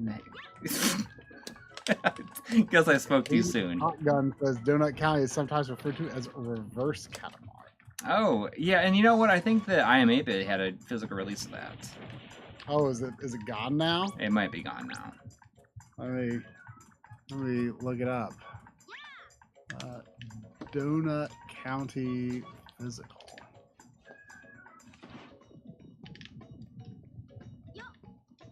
Oh, what? It's on their website, but it's sold out. I wonder if it's on like Amazon or Best Buy. Try Best Buy. Ooh, it's on Amazon, but it's $80. Oof. Oof. Ooh. Oh, here it looks like it's on Best. Is it on Best Buy? Oh, no longer available. Ugh. Bummer.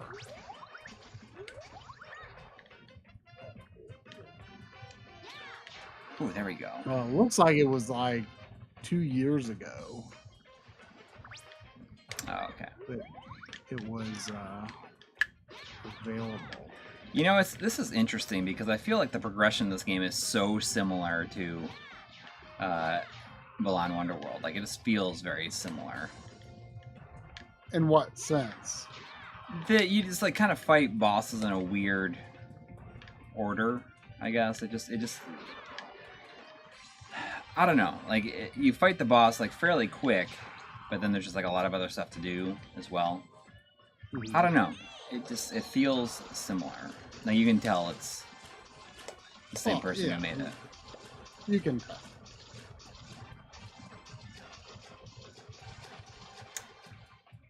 This is the GameCube version. I mean, in the US, that's the only one that we other have. than the PC port in Europe, was there another version? No, I don't think so. Yeah. And it's never been re-released or anything. And it probably never will be, honestly. Because that would require them probably to work with Yuji Naka. Or require Sega to work with. No one wants to work with him. Well, anymore. especially like now it's gonna like they probably especially don't want to because he's just been like burning bridges like crazy. I know. Lately. It's like he's decided that he doesn't care anymore. Yeah.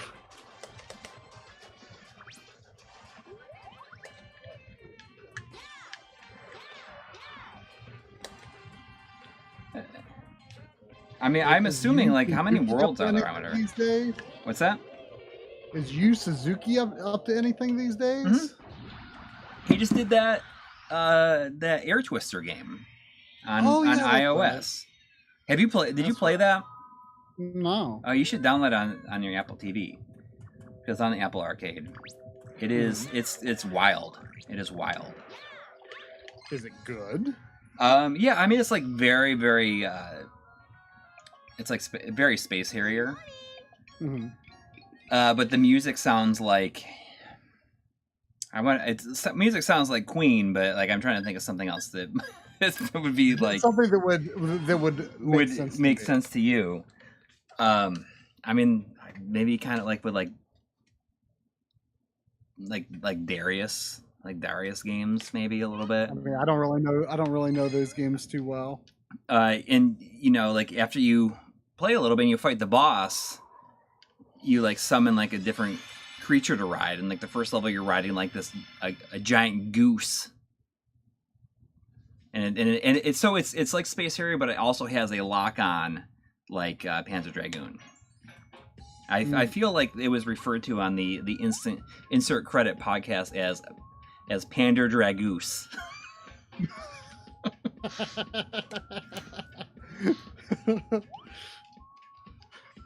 I mean, I could probably play it for a few minutes at the end of the stream if you want.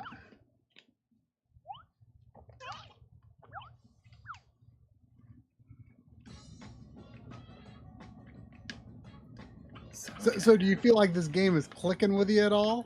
Yeah, I'm assuming that this is the... Are these all the levels in the game right here? And then each one of these has, like, 5 missions? So is there only, like... Or is this, like, the first world? The first island, and then there's many islands? I wouldn't know. I mean, yeah, I mean, so that would be... I don't know.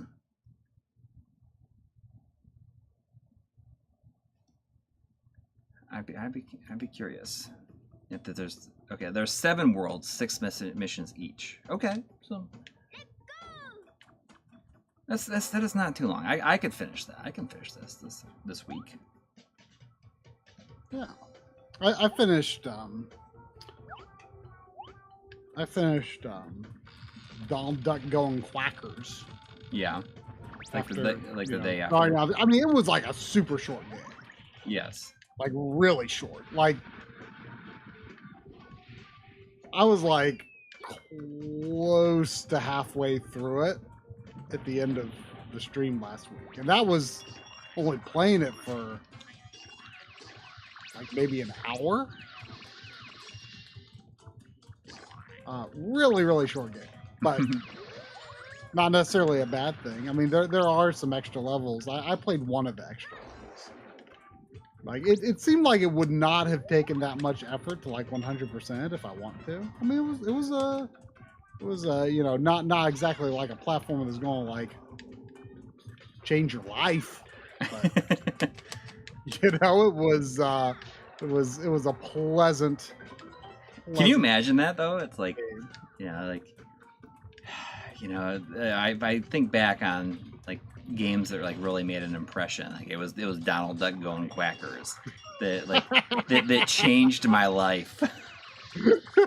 Donald Duck Going Quackers.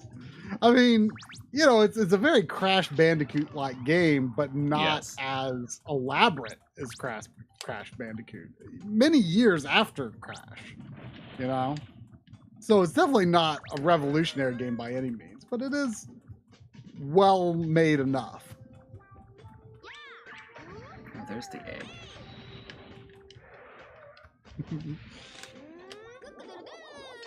Cook-a-doodle-doo. Who's it? Oh, it's I forgot his name. Cypher. Is that Cypher? So 56 missions total. Like that's not that bad. That's doable and not annoyingly long. Well, like I said, it looked like How Long to Beat was suggesting like 8-ish hours. 8-ish. Yeah.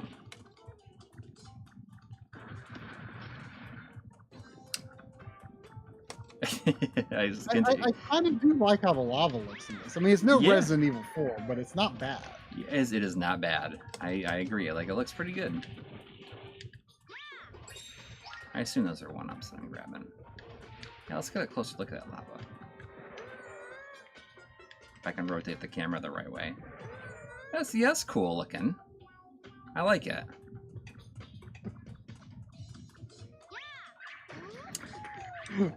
Well, Mr. Dots says that I actually have a tattoo that says, "More dots. Life is hard, go even harder, go Quackers."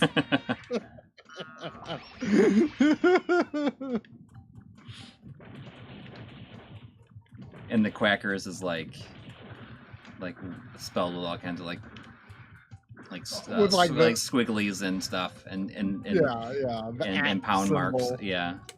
Yeah. the pound sign.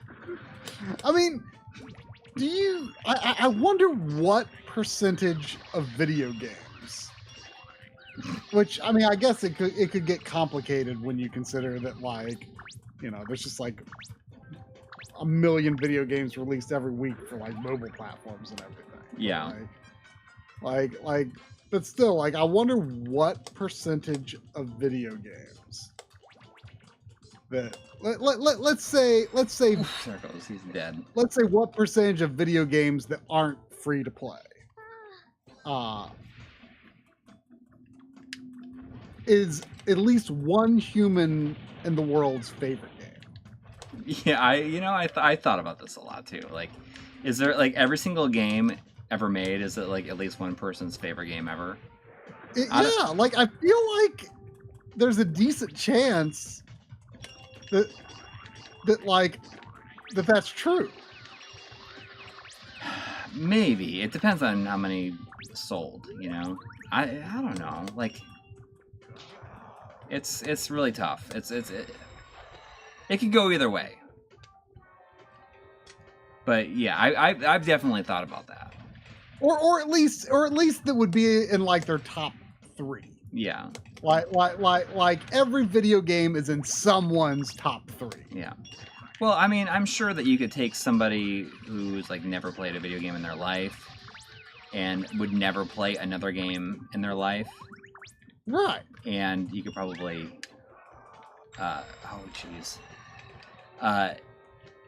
and like let them play that game, and that would become their favorite game. It would. I feel like to make that happen, it'd have to be a very intentional thing.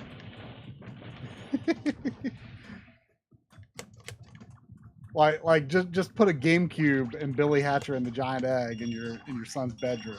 Yeah. And like. And lock the door, and be like, and slide meals under the door. It's like that's the only way. Jeez. Yeah, I mean, there's a lot of people, and there's, I don't know. I don't think it's possible. I bet there are a lot of people that would consider Billy Hatcher and the Giant Egg their favorite. Oh, 100%.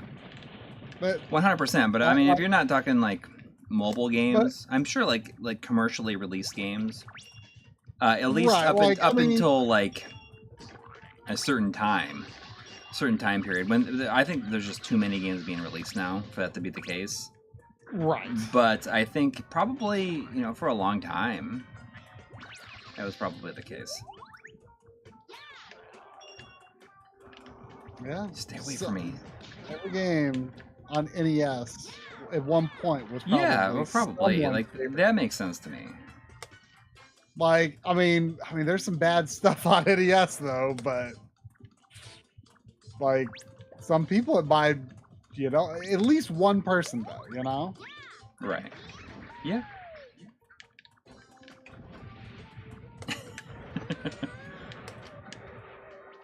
There was 5 Canadian from Buddy Scotch. Thank you. Thank you. Saying, first of all, that's assuming there are people who only played bad games. Second of all, buckets of Wii shovelware games disagree with you. But you know what? Like, the Wii has like such a broad audience that like, someone bought those shovelware games. People who bought those shovelware games probably didn't buy a lot of games overall. Yeah. So, one of those shovelware games might have been their favorite. And you're saying that you assume people only play bad games. I mean, I bet there, if you looked at like all, if there was a document of everyone in the world's Wii library, I bet there were, first of all, there were a ton that was only Wii Sports and nothing else. But there were probably a ton that were just like a handful of, shovelware, family party games, or, movie license junk things. And those are people who, probably didn't end up loving video games enough to, be sitting here watching this stream. Yeah, so, well, they're probably just sitting there saying, like, what's your favorite game? I don't know, carnival games on the Wii. Yeah, exactly. That's what I'm talking about. Like, I'm not talking about a person who has it's like is in every case it's just they couldn't think of anything better. They just couldn't think of anything. Right. They couldn't think of like any other game. Period. Yeah. I mean, that's what I'm talking about. Like, You know? Yeah. You know, I was actually telling you earlier, I was thinking about maybe next week's stream, I might do Wii games I've never booted. Gee, that would be fun. You have carnival games? I think especially like over the past year, like I've picked up several Wii games that I just like have not gotten around to even putting into my system yet. I bet you're gonna play that Batman, the Brave and the Bold from Way Forward, right? That's gonna be one of them, right? Yeah, that is definitely I have that possibility. One too. I got that one. There was also $5 from Ashura. Thank you. Thank you. Always. Saying, surprised how well the graphics in this have aged versus other Sonic Team contemporaries like Sonic Heroes. P.S. Thanks for streaming with us, Coury. Oh, did you manage to do that? Yeah, I did. It was super fun. I apologize. I wasn't able to do it because of an appointment I had for maintenance at home. So, and it did end up having, you know, because I had like, it just got pushed back to noon, and then it did end up being like 4:30 when they finally came. Yeah. Well, we streamed from 4 to 5. It was really fun. Like one of the animators that worked on the game was on the stream too. Oh, really? That's awesome. On Ninja Turtles, Shredder's Revenge. It's very good. Yeah. It was kind of, I guess it was more of a test stream too, with a lot of those a lot of the people.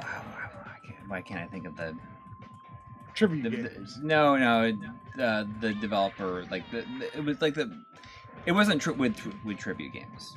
Like he was a freelance graphics artist. Why can't I think of it? Like oh, right. Well, let me see here.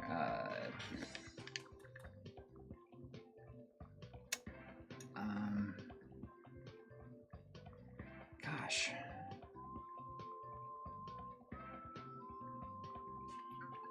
I sure you can fill everybody in. Like, it used to be, was it like Secret Lab? But it is no more. Like worked on Skullgirls, made Skullgirls and Indivisible.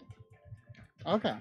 And when is it like Lab 5? I don't remember what a Secret Lab. One of the two. I don't know why I can't think of. I'm sorry, it's like falling apart here. But they have like started a new company. Is it Lab Zero? Future Club. That's it. I couldn't think of Future Club for some reason. I don't know why. I'm sorry about that.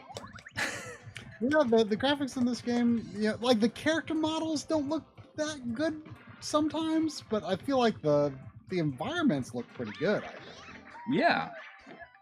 I especially like the lava, like I said. Yeah, like, you mentioned Sonic Heroes. I don't know what it is about Sonic Heroes. I know it's like generally considered one of the worst 3D Sonic games. I'm not a Sonic fan at all in general, but like for some reason, I've all of like the Sonic games that released on, after the Dreamcast, like I've always been quite curious about Sonic Heroes. Like I remember like back when it was like being previewed, I remember just like the idea of it seemed really cool. Like I liked the idea of like the three characters like running like in tandem together and switching between them. Like I remember being really interested by it, but I don't think it's considered one of the better 3D Sonic games. But I sometimes I see it and I'm still like, I don't want to try it. There was also a notification that Scott Snyder has been a member for exactly 2 years, 24 months in a row. 24? Saying, my dog Tuck is turning 4 on Wednesday, and I'm looking for ideas to make his day special. He's a golden retriever that loves to chew. You guys are too R to be R. Too real to be real. No, you're too real to be real. Where am I going here? Tuck. Yeah. And loves to chew. I mean, is there like a dog that doesn't love to chew? That's the question. Sure. I mean, other than food. I mean, Sandy doesn't love to chew food. I can tell you that. She just basically swallows it. She only likes to chew Bioshock. Yeah, she likes to chew up BioShock collection for Xbox 360, and that's about it. I mean, Sandy is not a big chewer. I mean, she's just been trained not to. I bet you if she was allowed to chew. I don't know. Where am I going here? I mean, I guess that's true to an extent, because she did chew several things she shouldn't when she was a puppy. Luckily, never cords. Yeah, but she grew out of like when she plays, like she's more into like shaking toys and running around with them and, you know, keeping them away from me when I'm like chasing her or whatever. And then she'll like, you know, plop on a chair with it and sort of chew it for a little bit, but like not for an extended period of time. But, you know, talking about making your dog's day special, that reminds me when my cousin was telling me a while back about you know, her son got mad at one of their dogs for getting his McDonald's hamburger, and like I was like, you know, like in the totality of a dog's life, like that one time you got a McDonald's hamburger, like that's gotta like rank really high. Yes. Like, of the best moments of your entire life. That one time you got a whole fast food hamburger. Like there just can't be that many things that happen over the course of a dog's life that can top that, you know? Yeah. That's pretty up there. The voices in this are hilarious. He's like, no. Yeah, I mean, that hamburger, it's definitely something that dog remembers.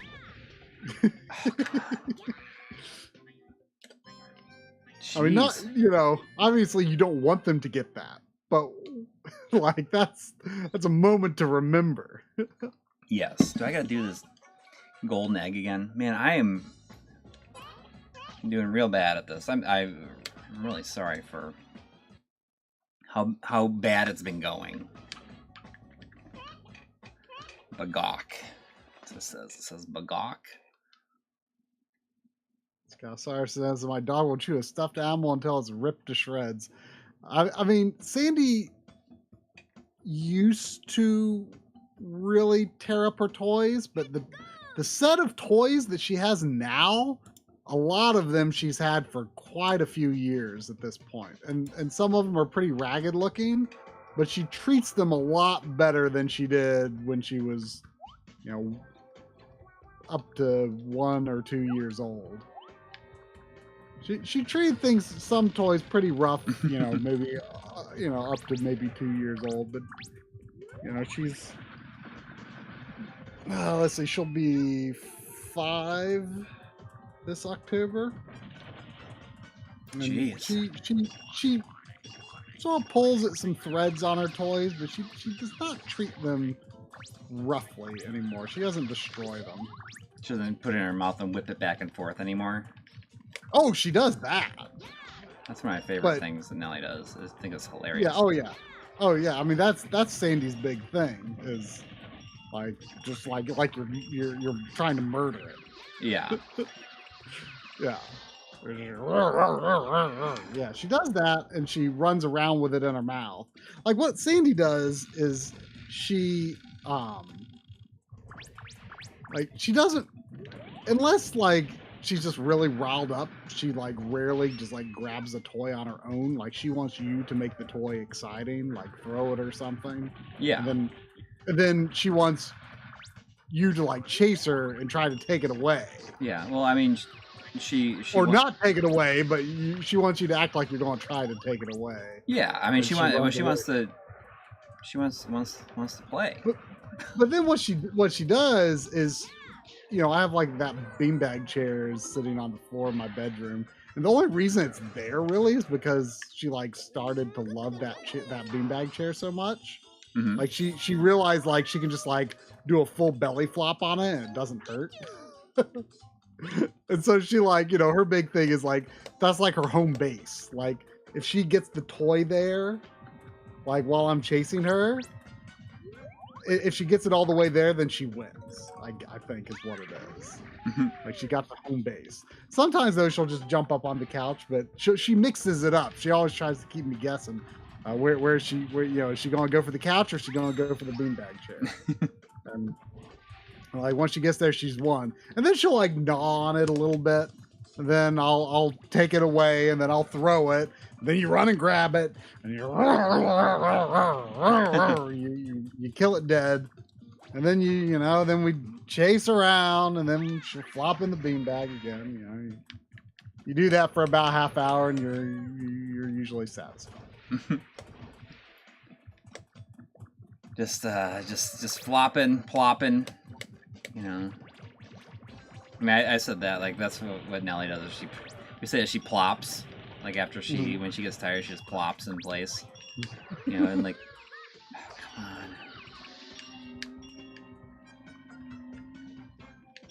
come on. There was also with no comment, but a $5 super chat from Container Seth. Thank you. But yeah, I mean, I was, like, I say that she's like where she lays is her property. Oh yeah, like Dragon Quest or Fortune Street. Yeah.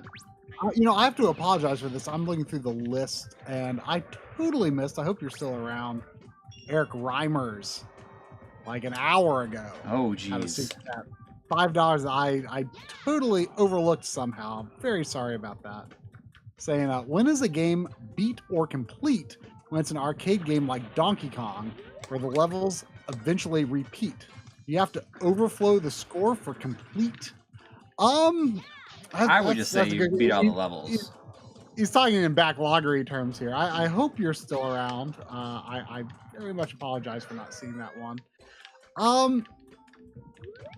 That's a good question for when games. I'm not sure what drums rules are for games like that.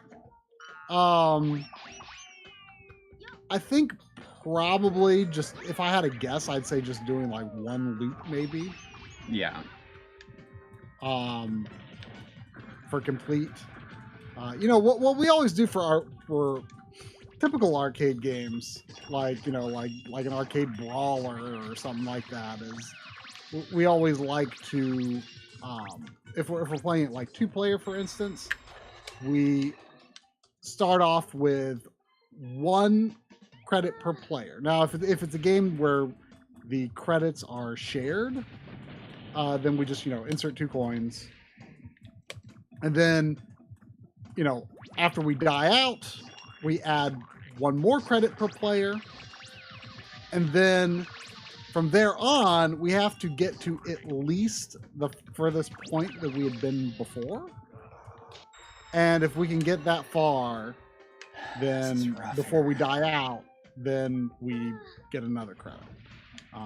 One time we tried a variant of the rules for Magic Sword where we had to get farther than we had been before, because that game has like 100 floors or something, and they're really short.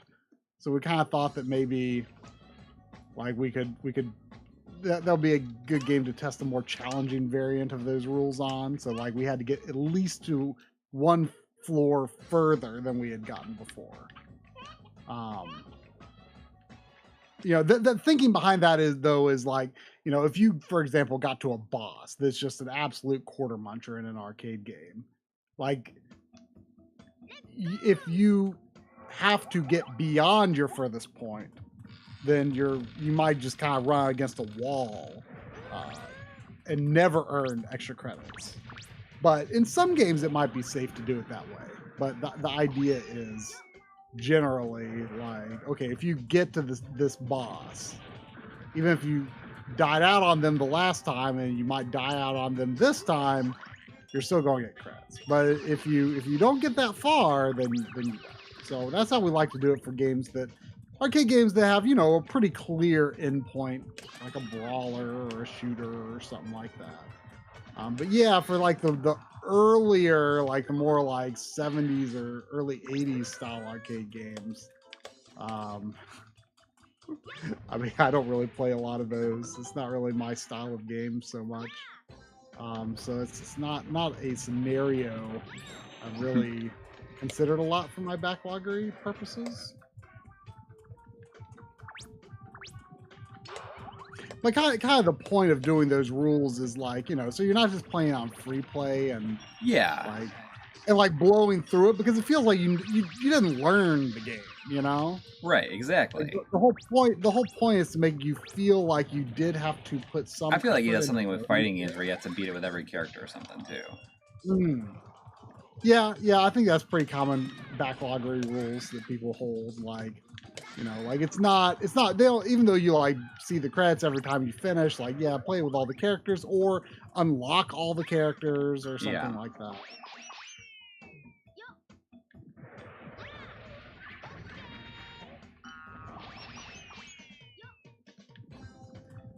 This music's hilarious. Oh, is it like the Wahoo song in Klonoa 2? No. But it has its own funny sound to it, I guess. I'm sure there's a lot of pros for this in the chat that are like, it's like painful for them to watch this, probably. I mean, I feel like this might be a fairly popular speedrun game, if I recall. Yeah, I saw something like, the speedrun is like an hour or something like that. In some ways, I'm surprised it's that long. Yeah. I mean, if I can free up all these, like, how many of these emblems do I have to get to be able to play the last level?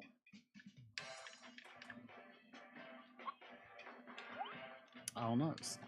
What's wrong, Sadie? Do you have to go pee? I'm going to take Sadie to pee. All right.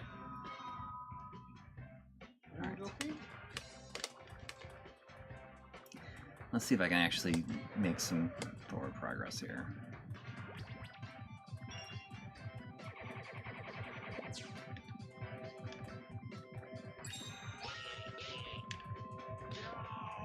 No. The speedrunners are called eggers. That's interesting.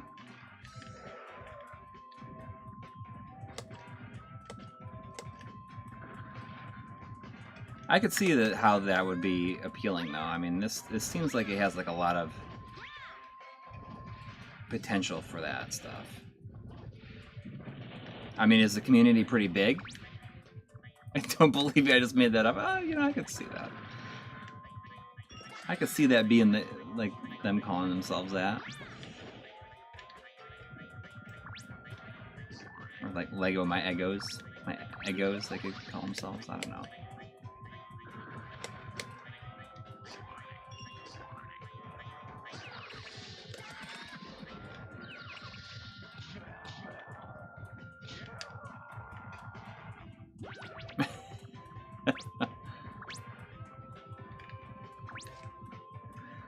I don't know if anybody saw, but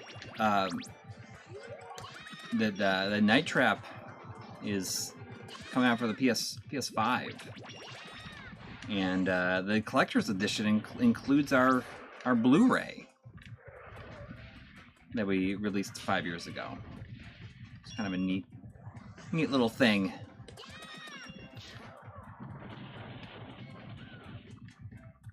Yeah, we actually got a couple of orders for the Blu-rays. Yeah.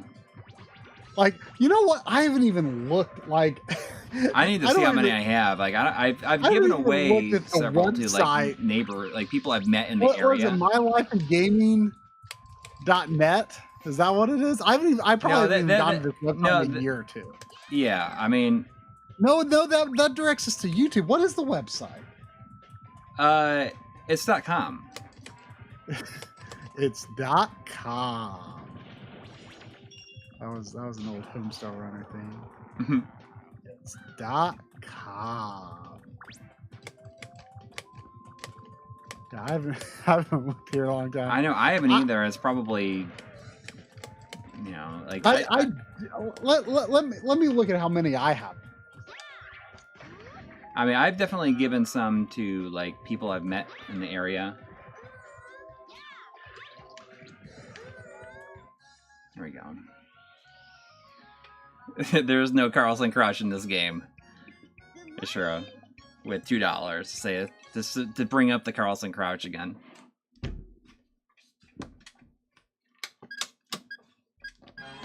All right. Oh, I got C that time. This box they're in is addressed to Josh Fairhurst. Oh yeah. Oh, so you still got. Here's what I got. I got one.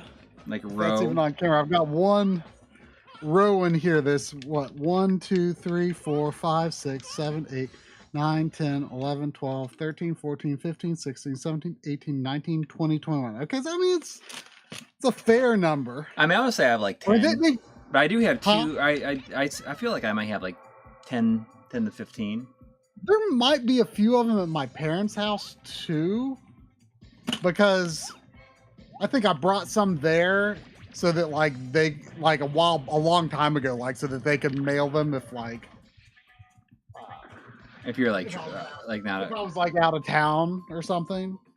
But they sell very infrequently now. I mean, like we sold 2 this weekend, but like the last time we'd sold any was probably. Well, I don't know. I feel like we maybe well, sold no, one, we sell them like maybe like one, like every couple months, probably. Yeah, it's infrequent. Yeah, it's just cool that like it's like part of the package. Yeah, like actually like full on part of the package. I mean, when that I mean that the documentary was completely unaffiliated with Limited Run, but the DVD happened because Josh, you had shared it with Josh because you had kind of helped them get the game in the first place. Yeah, well, I mean, I was the one you that, connected Tyler and Limited Run.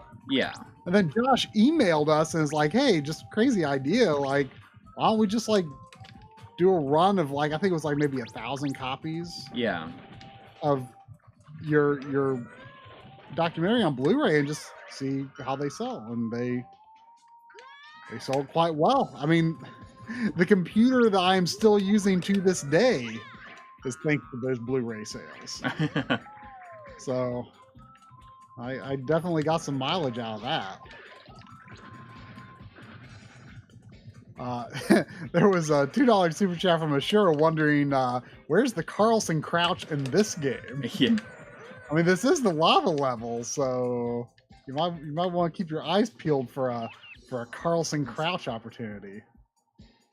In this rail, there was a fire shaft saying you I go part ways. You should use the hook to the right and just put.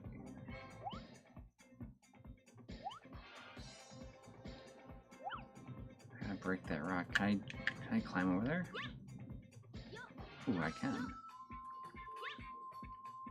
Oh, I can grab on the ledges. Interesting, okay.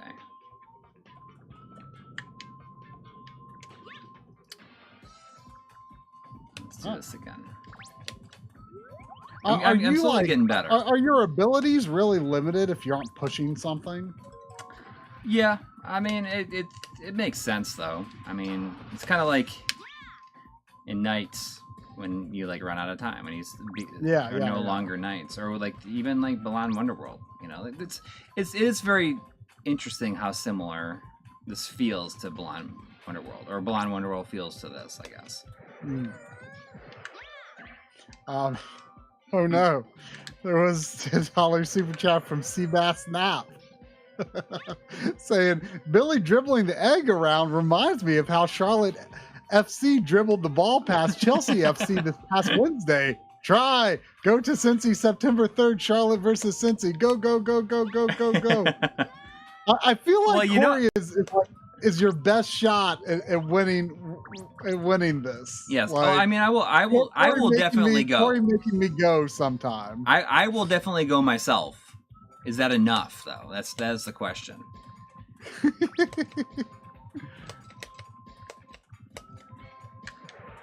I will definitely go. And if I can convince Try to go. What are you doing here? What are you doing?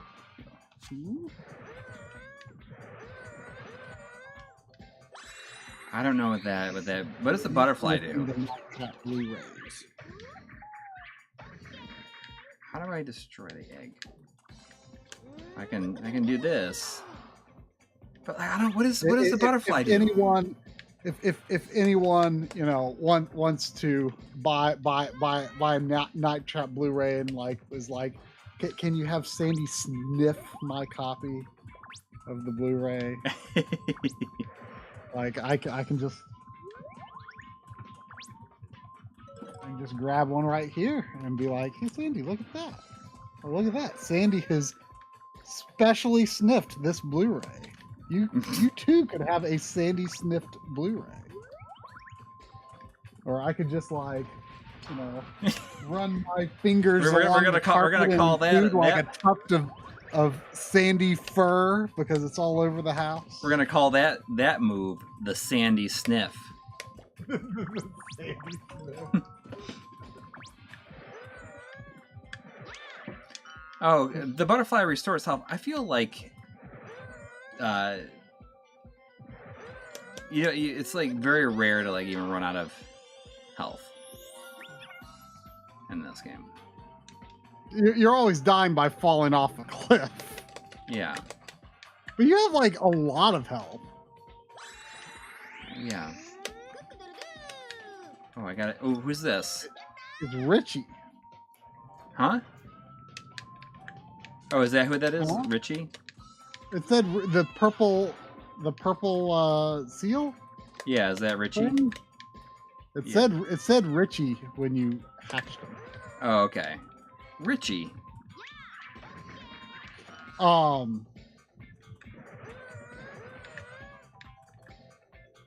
There was yet again $10 Seabass Snap. Coury, here's your beer money. Kidnap Try, please. I'll do my best. I don't know if I'm going to be able to succeed. We thought about, we briefly pondered whether it made any sense for me to like come over like before John went back home, but he like went back home like so shortly after he got back from, and like I didn't like after we got back from there in North Carolina. Right. When we got back from there, like I didn't see him again for the rest of the time he was here. Yeah. There just wasn't enough time. We all had a few outings, right? He came over for the stream at least, and then you did like a kayaking thing the day before, I think, right? Yeah. Which is really fun, you know. I want to do that one more time. Oh, jeez. Before the end of the summer. Ooh. Went to like a local beach today. It was kind of fun. Yeah. And I brought my frisbee, and I barely used it because I think I've talked about this. Like I just really want to play frisbee with people. Yeah. Like I don't know. Like I've thought about seeing if I could start like a frisbee group and to see if that's like even a possibility. Like I don't want to play like frisbee golf. I don't want to play. Yeah, I don't want to play disc golf. I just want to. All I want to do is just like play frisbee, throw it back and forth, and like talk. That's all I want to do. I feel like that's not like asking a lot, right? That sounds like the most like dad thing ever. Yeah, I mean, is it like I just want to throw a frisbee and talk. Yeah, yeah. I'm just too tired for anything else. Yeah. I mean, that is maybe that's the new stream concept. Just dads throwing frisbees and talking. Yeah, just about stuff. Just dads talking about stuff while throwing frisbee. I mean, I don't know. Like, it's probably a group. There's probably an audience for that.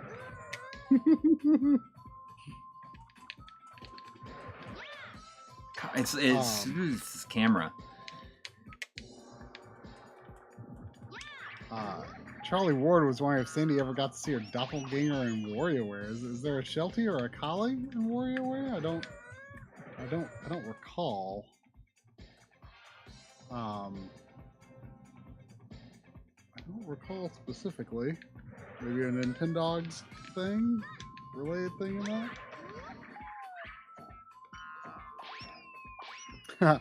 And then $5 yet again from Seabass saying, actual non-soccer question. Coury, you ever explore the never opened Cincy subway under Central Parkway off 75? That sounds awesome. Yeah. I mean, I have no.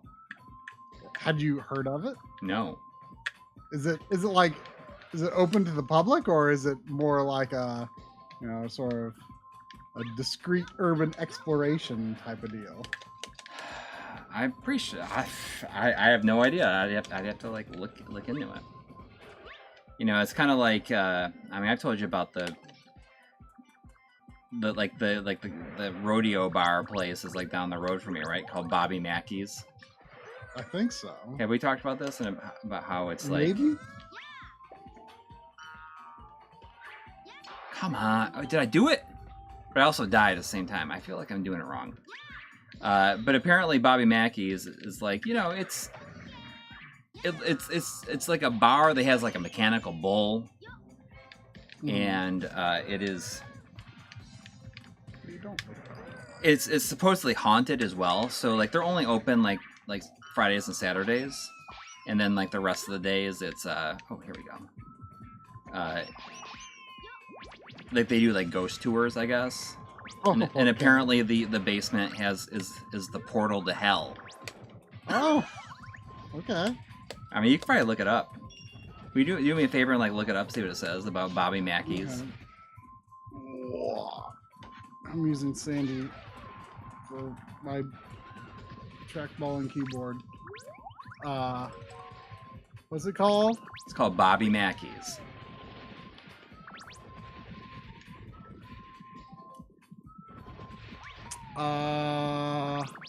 I've really wanted to send a photo of it to Bob Mackey from Retronauts. Oh yeah.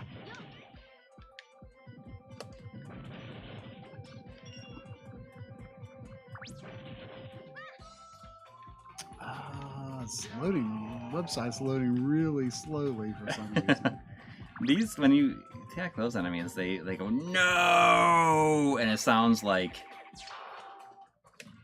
I don't know, it sounds like a character from the Neverending Story, kind of.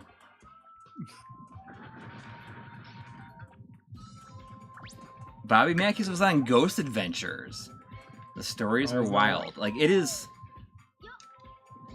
like, it's really close to me. Yo! Is Ghost Adventures a TV yeah, show? I bet you it's on the Travel Channel. I mean, I told you about that, right? Like how apparently, like when my mom was recovering from having like a knee replacement when I was down there a couple of years back. One of the channels she watches a lot is the Travel Channel, and like the Travel Channel is like all like ghost story shows now. I don't even understand how that happened, but apparently that's like where their audience is now. It's like,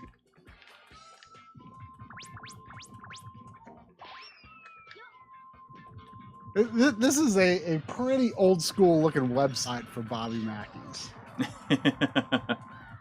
In a good way? Good enough, I guess. It's got like the tabs up top where you click the links for the different sections. Oh, okay. Yeah, book a tour for the most haunted nightclub in America. Really? We offer 2-hour guided tours, private group investigations, and public event hosting. On the 2-hour tour, you are taken around all 3 floors of the building, the main floor, the upstairs, and the basement. Your tour guide is with you at all times and provides information on the history of the location and reported paranormal activity. We will spend time in each area to allow for a brief paranormal investigation. You're welcome to bring small handheld equipment such as recorders, EMF meters, cameras, etc. When you're here, do you want to do that? I don't know. I think that sounds scary. Like, doesn't sound like something I'd want to do. It does legitimately. I mean, it would actually probably be pretty fun, but it sounds pretty scary. Oh, come on.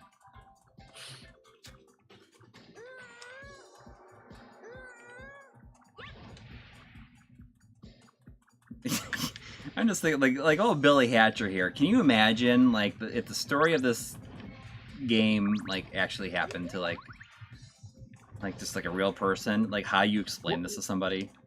What is the story of this game?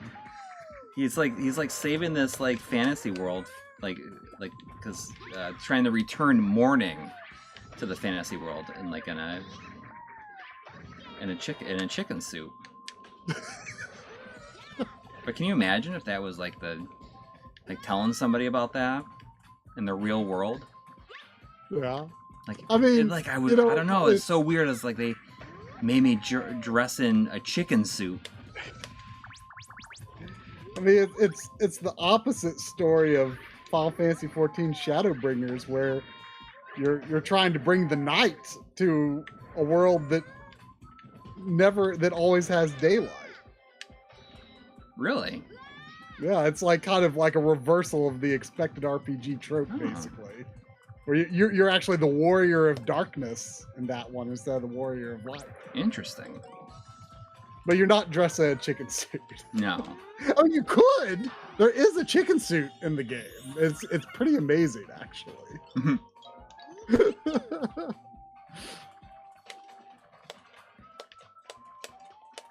Oh, there was a $5 super chat from Adam Kirk. Thank you. Thank you. Saying, hey, just want to say I really appreciate your guys' videos. Invested in an N64 digital and OSSC thanks to you guys. Also, a Cincy native. Nice. Yeah.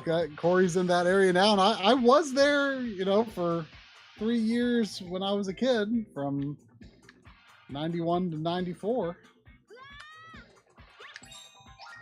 Heck yeah, I really like it here. I don't see myself leaving.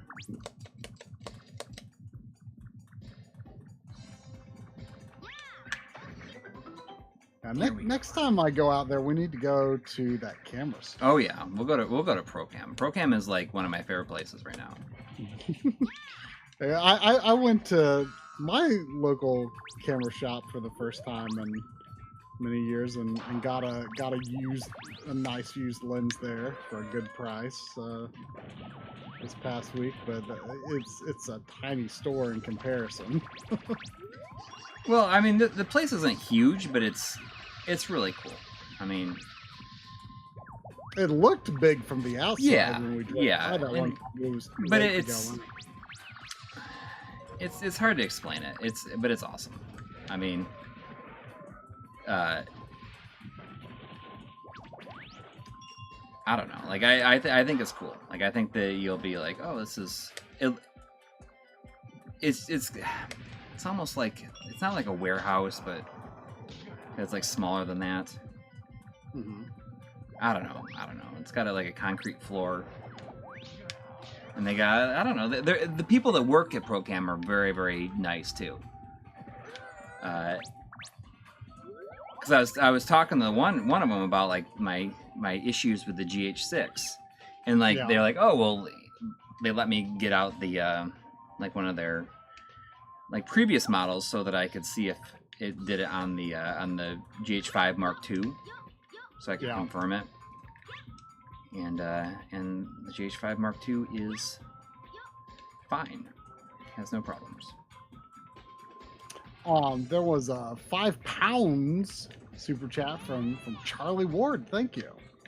Thank you. Saying, would you consider making a detailed video of some of your all-time favorite YouTubers while explaining what you like about them in great detail?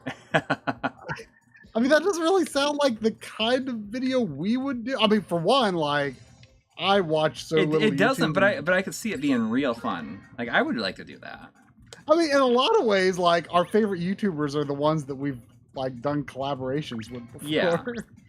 I mean, like, I mostly, like, for the most part, I just watch I mostly only watch, like, you know, some of the channels that we're, like, you know, good friends with. Mm-hmm. Like, you know, I watch Digital Foundry, GameSack, Game Dave, you know, and any of the folks that we're close with whenever they get a new video out. That's mostly what I watch. Unless I, like, you know, I just, like, randomly stumble upon something, or Coury shows me something. Coury is definitely a little more. Yeah, but I mean, that's something I could see myself doing, like, as like an ad lib type thing. Yeah. That it probably wouldn't be like a crazy, like, mega video or nothing. No, but just it could be a fun little ad lib type subject sometime, perhaps. Yeah. There was also a $5 super chat from Phenonymous. Thank you. Thank you. Saying Craigslist ad. Chill dad seeks other open-minded dads for frisbee and chill. No commitments. Let's just toss it around and see what happens. You know, I mean, that's exactly what you're saying you want to happen. Yes. And yes, it very much is. And it, like, when it's, like, put in those kind of words, like, it's like, wow, maybe it's kind of silly. Like, it's a silly thing to want. It's just no commitment. Let's just toss it around and see what happens. Also, we'll have a live stream going. Yeah. All right, where am I supposed to go here? I need to kill one more of the dragon heads, I think.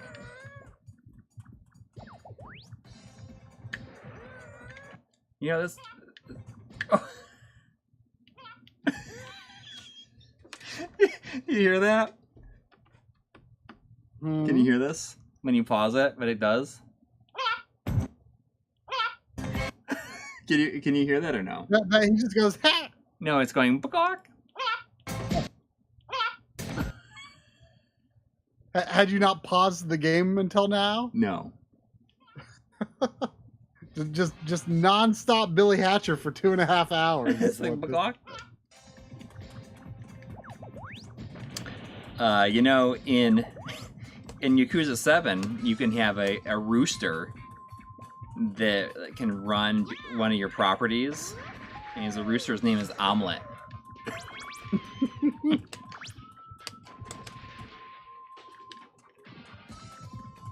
Oh my gosh. We haven't had one of these in a while. Yeah.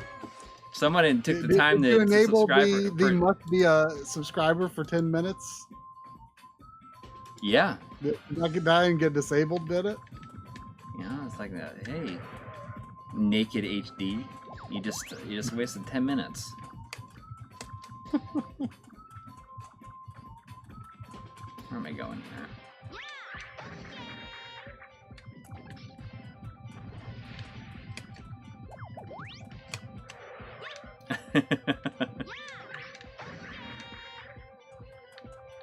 Yeah, Omelet was always on my board of directors too. Wait, what? You know, there's like so many, like, one of my favorite things. Oh, and Yakuza 7. Like, I love, like, the way the translation is just so funny.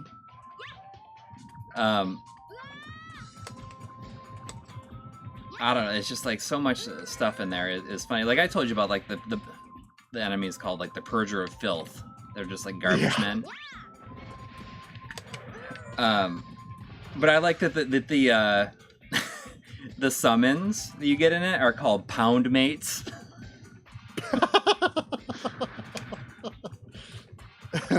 And I don't know, the thing that made me really laugh out loud was there's this one enemy that it's like are in these like garbage bags,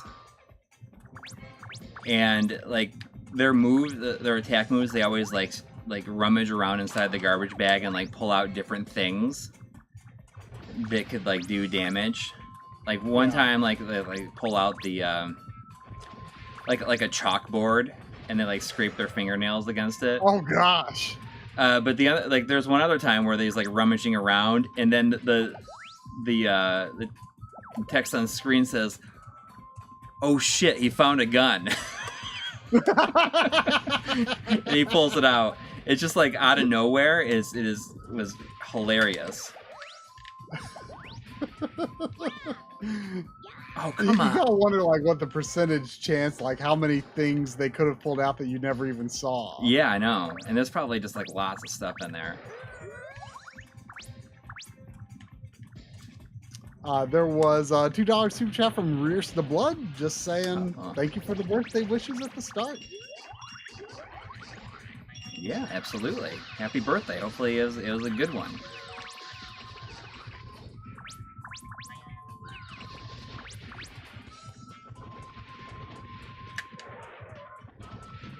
Ooh, that's a good question. Zane's dad wants to know if you could make a fried egg on the lava pits.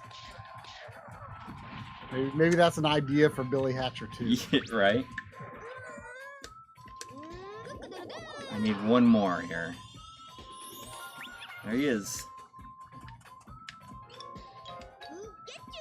Ooh, get you! That's what he says. Ooh, get you! I don't know. It just... That sounds... That's like a very Japanese sounding exclamation. Yeah. Like it's always about get. It's always getting stuff. Get you. Sorrow, get you. Get you.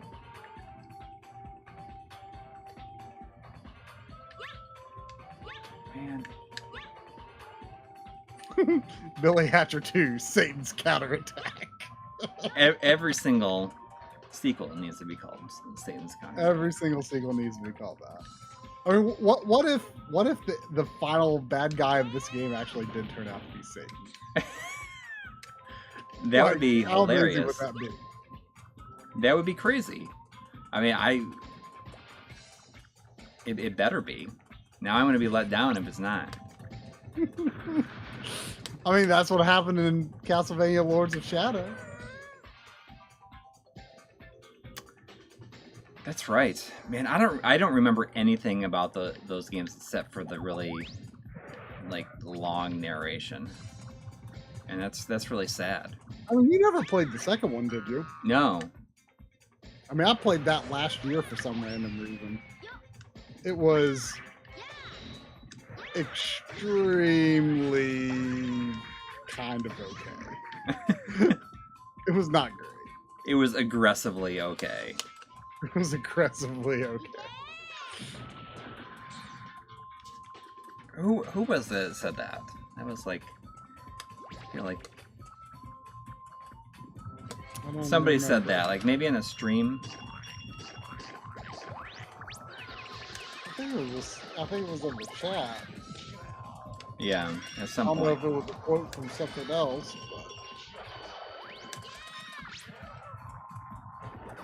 Ricky Diamonds, I guess, said it was like something was aggressively okay.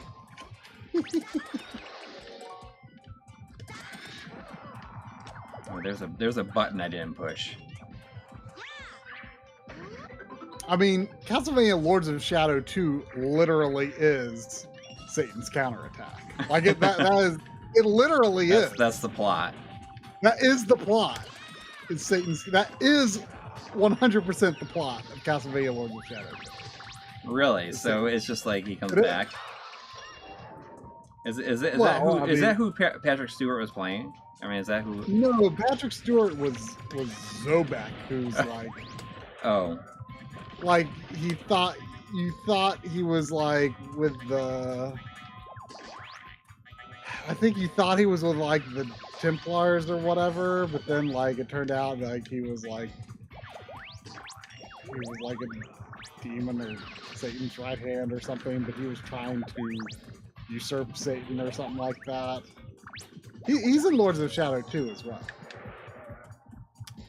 Is it played by Patrick Stewart again? Yeah. Oh, cool.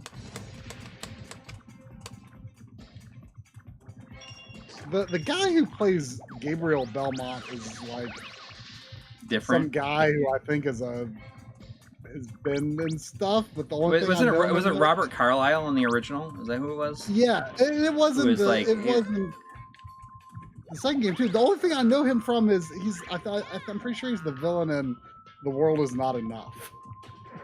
Oh yeah, he's the guy that he is in that. Yes. That's the only thing I know him from. Interesting. I mean, I just know him because he was Begbie in Trainspotting, which I still have not seen the second one of. I think I think about it every once in a while. Like, I can't believe I still have not seen the second Trainspotting, but I haven't. All right, is this the way I'm supposed to go? I just want to, like, I've spent 25 minutes on this level. I can't. It does feel like you've been on this one for a while. Yeah. You know, this could use is probably a overhead map, right? Like an overhead map and a talking parrot. Oh, who's this? Ooh, it's Pelawan, renowned scholar of the wind. I think that's what it said. It said renowned scholar of the something. Of the wind. That is what it said. Perhaps you could ask Pelawan to do, to fart 23 times. Maybe. Oh. I mean, you've been on this level for so long, and you've only just now gotten Pelawan? Yes. Like, has Pelawan been the secret trick to gain through this all this time?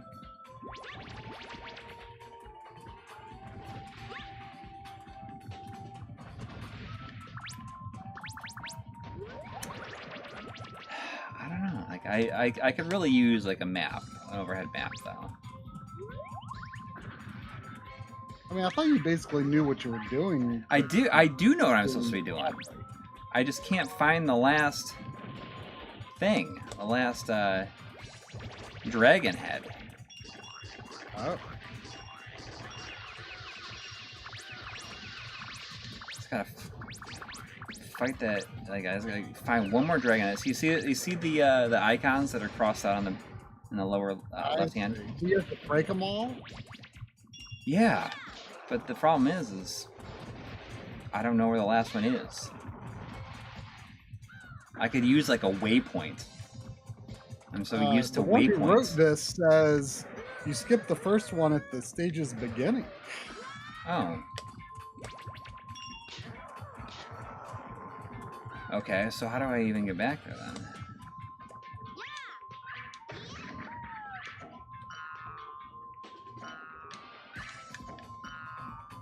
Can I...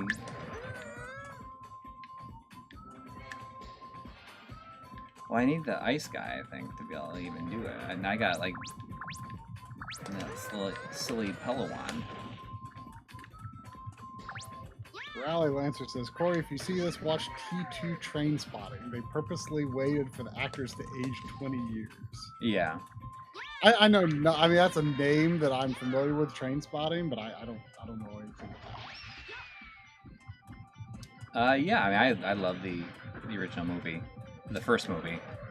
I tried to read a book, I couldn't do it. It was just... What kind of movie is it? It's a movie about, like, I don't know, they do, like, drugs and get into different situations. And then steal a bunch of money. and a lot of other stuff happens. It's just about like kind of the year in the life of like a group of friends who are like addicted to heroin, essentially, in Scotland.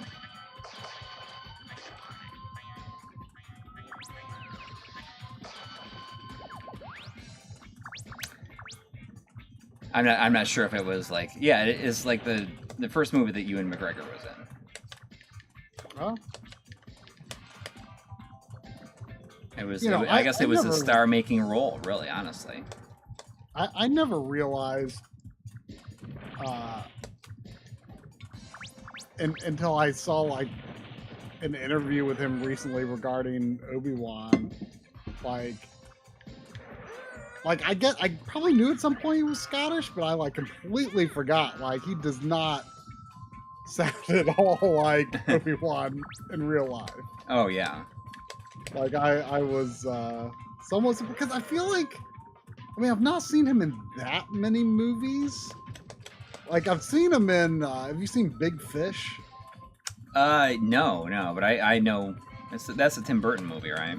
Yeah, I really liked it back when I saw it. I don't know if it holds up or not, but I really liked it when it came out. But he has like a American Southern accent in that movie. So like I don't know if I've ever seen a movie with him where he just like where he just like talks like himself.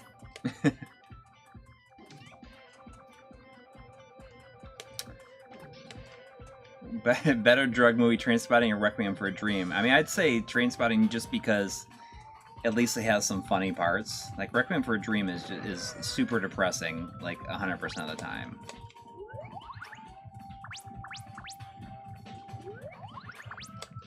And you know, like it has some imagery in it that you'll never be able to unsee once you see it.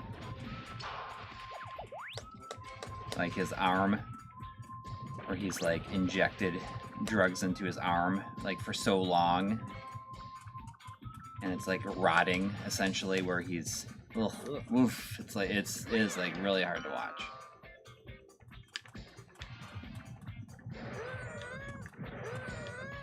I hope like this is ridiculous right now. Let's see if I can find it.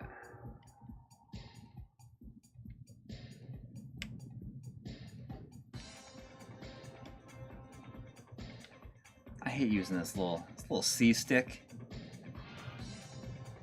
It's not great. No. I remember that one time I tried to put like a regular stick in there, and it wasn't great. Yeah, it did not go as well as you thought it, or it did not. You had to like sand part of it out, didn't you? On the inside. Right. But fortunately, I mean, that didn't really affect it, like when I swapped it back in a regular C stick. Yeah, I wish. I wish I wish it had been designed with a better stick in the first place, but swapping it doesn't really work.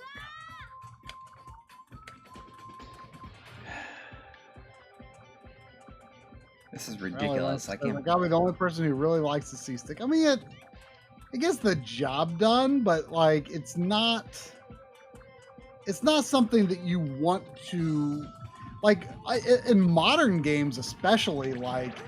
It wasn't true at the time the GameCube came out, but you know, nowadays, like I feel like the right stick is like the home position in most like modern games, at least like, you know, like AAA games, more so than the face buttons. Like, you know, it used to be your home position was the buttons, and you know, switch, you know, briefly to the stick as you need it. But nowadays, I feel like your finger is on the stick, and you switch to the buttons as you need them. You know what I mean? And the C stick would not be comfortable as a home position for your right thumb. Come on. What? This is horrible that I'm like... Yeah, I'm afraid to stick with it. Let's see if I can do it faster this time. Well, Adam Kirk and Alex Gavin are vouching for the C-Stick and Melee, but how is it better than just using the right stick if you were to, heaven forbid, play with... I'm just going to do some other levels. A Switch controller or another another controller on, current gen Smash. I've always switched to the current gen controller for Smash. I've never stuck with it. I love the GameCube controller, but I've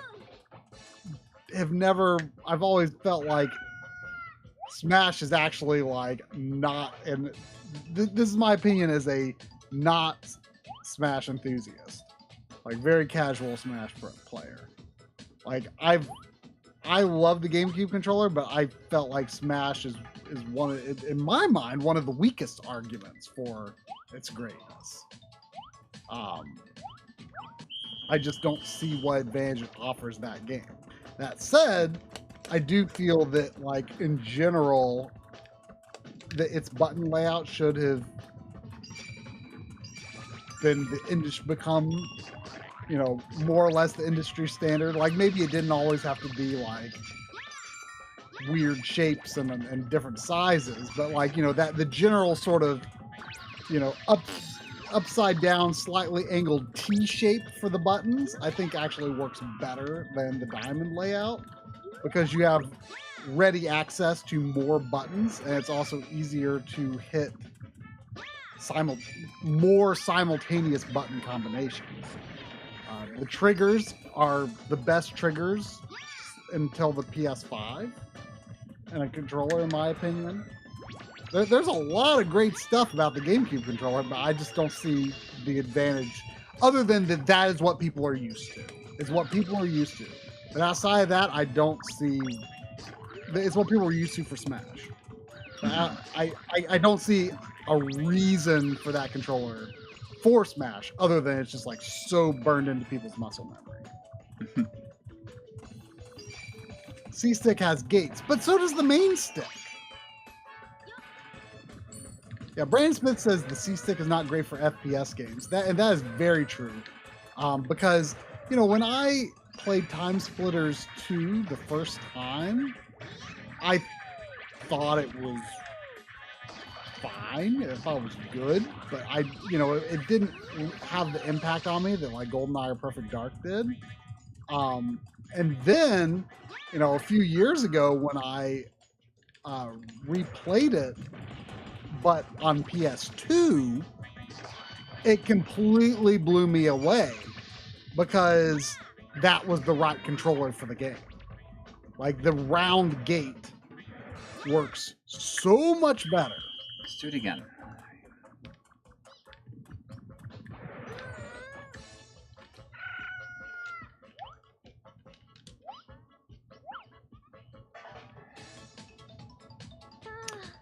There was a $5 super chat from Andy64.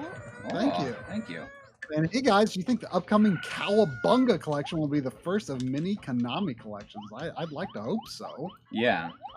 I mean, Konami's sitting on so much stuff that they could be making money off of. For real. They should be for making real. money. I mean, like a lot of stuff I'm seeing, like, leads me to believe that it's probably gonna be one of the best collections ever, probably. When is it coming out? It got announced for August 30th. Wow, so it comes out like the day before the physical Shredder's Revenge comes out. Oh, does it? Is the physical of that coming out at the same time too? I maybe. I don't know. I pre-ordered and didn't even think about it. So you do have a physical of Cowabunga pre-ordered? Yes, yeah. I had a $5 Best Buy gift certificate rather.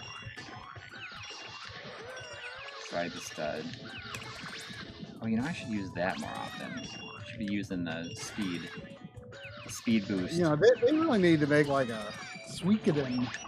Yeah, right. Collection. I can't believe like how expensive 5 is.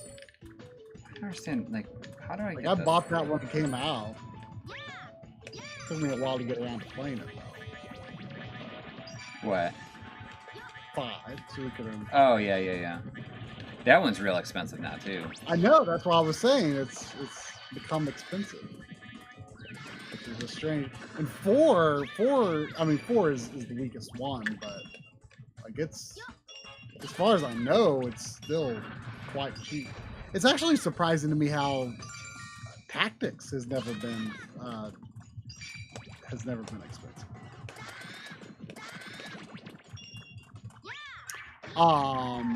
There was also a $5 super chat from DT Playthroughs. Thank you. Been playing Hell Pie, which came out Friday. Fun 3D platform with 90s Ren and Stimpy style. Come on. Put it on others' radar since small indie. Huh. I'm not familiar. Let me look that up.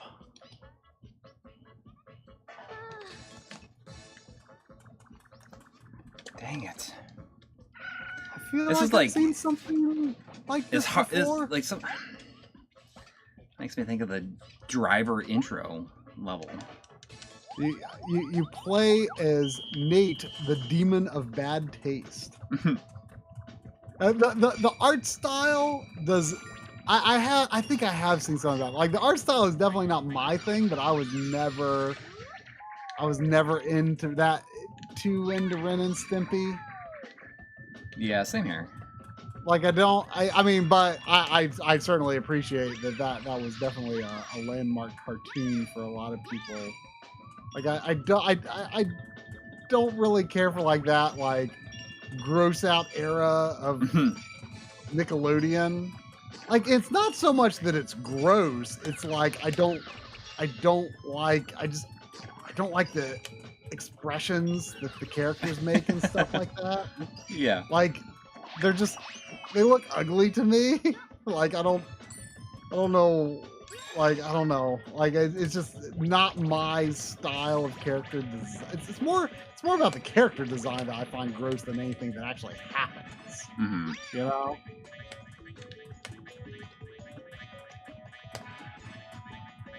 I'm just trying to... Like I don't really care for like the the Binding of Isaac.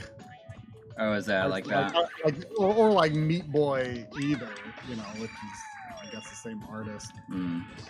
I've never I played Meat Boy when it came out because there was like not a lot like it at the time. Like, you know, that was Right, when like yeah. indie platforming was like so much in its infancy. And so it was, you know, very appealing just for being a type of game that you know, wasn't really coming out. And it was also kind of a different kind of platformer from what we were used to, just that kind of like quick death, quick respawn, try again, you know, kind of concept, which people thought was retro, but really wasn't. It was really kind of its own thing. God.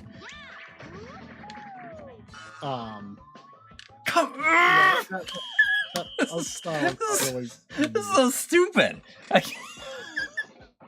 Oh no! It's the second time in a row that's happened. Like, was that the last one you needed? Yes! It's happened twice. So you got? Did you get past the lava level or? No. I was just like, I'm not gonna do so this. you can go to different levels. Though. Yeah, I'm going back. Okay. But yeah, if that style of platformer looks like your thing, put it on your radar as DT Playthroughs suggested. And there was also a $5 super chat from Gaming Blows. Thank you. Thank you. Saying good to be back enjoying a Sunday with you guys. Man, do I hate games where I have to push things. Glad I'm not the one shoving that egg around. No Katamari for you? I love Katamari. Like Katamari is just like the most like chill and relaxing time. You know, I have to admit I was a lot more interested in the PS3 Katamari game. After seeing it in John's I don't think it was. Oh yeah. I think it was the previous episode. I don't think it was this week. No, it was last time. It was last week's. the PS3 Katamari game, yeah, like I'd always kind of ignored that one, but like seeing the art style and then learning that it's 1080p, like I'm sure I'd seen it back in the day that it had that style, but like I completely forgot, and it has a really cool look to it. It was kind of funny about that Ridge Racer remix. I can't control this game at all. Pretty unexpected thing. What?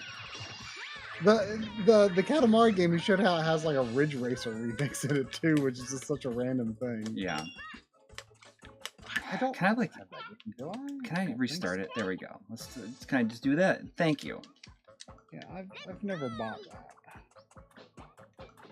I want it now though. I wonder. It's not expensive. Is it Katamari Forever? Beautiful Katamari is the 360 one, I think, right? Yeah. Katamari Forever PS3.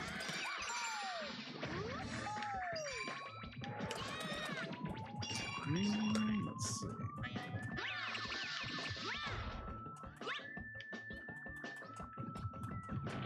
Old items. Yeah, it's not expensive. It's like low 20s. Yeah, I can really get that now just because that art style looks really neat.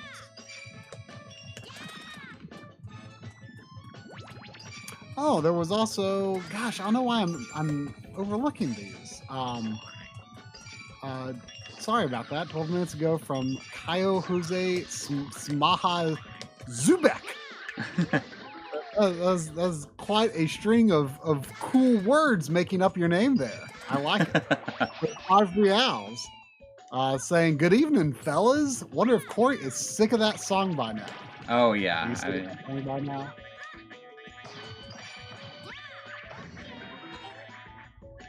I'm more sick of like wrestling with the camera here. I feel like I'm wrestling with the camera a lot in this. That was I feel like a common complaint at the time. Like it seemed directed at GameCube games more than like PS2 or Xbox games, I feel. I mean, I'm sure there were plenty of games where people criticized the camera on those systems, but like, I remember Mario Sunshine's camera getting a lot of flack. I remember thinking it was fine. Come on, just like grab it. Like, I can't, I don't understand, like, how I can... 27...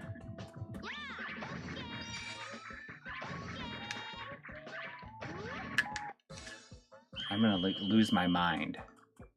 Like that I keep on getting 29 every single time. And I could get it if I just like... I have to watch his like death animation.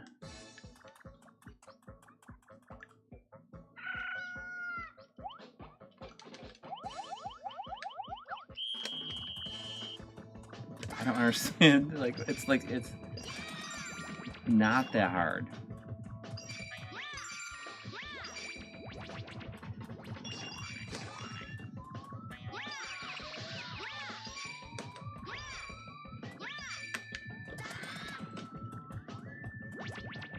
It's you know, it's like not that frustrating. It's just that it's.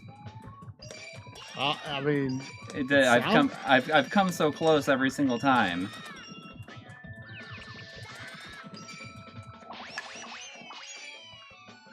The one who wrote this says that you can grab the red coins by hitting them 10 times. That is a bizarre sounding mechanic. Yeah. Wow. I'm like in such a hurry. I don't even like I do it. I don't even understand. I mean, what? I don't even know what happened. Did you just throw a wave bird? I sternly set it on the table in front of me. All right. I do not understand that touching a red coin 10 times to collect it. Oh, the red coins do get you 5 coins, though. It's okay. But and so that was the time I was gonna do it. I was like, oh, thank God, I'm gonna make it now. Thank you, Good Vibe Collecting. I was thinking I might actually have to do mod work for once. Like I cannot understand. I'm just trying to wrap my head around like what someone's thinking was when they're like, oh yeah, let's have an item where you touch it 10 times to collect it. Like what design purpose does that serve? I don't know. I mean, it makes about as much sense as like a lot of things. Just Michael's Workshop says this violence is why I won't throw frisbee with you. Right, let's do it. Just grab it. There we go.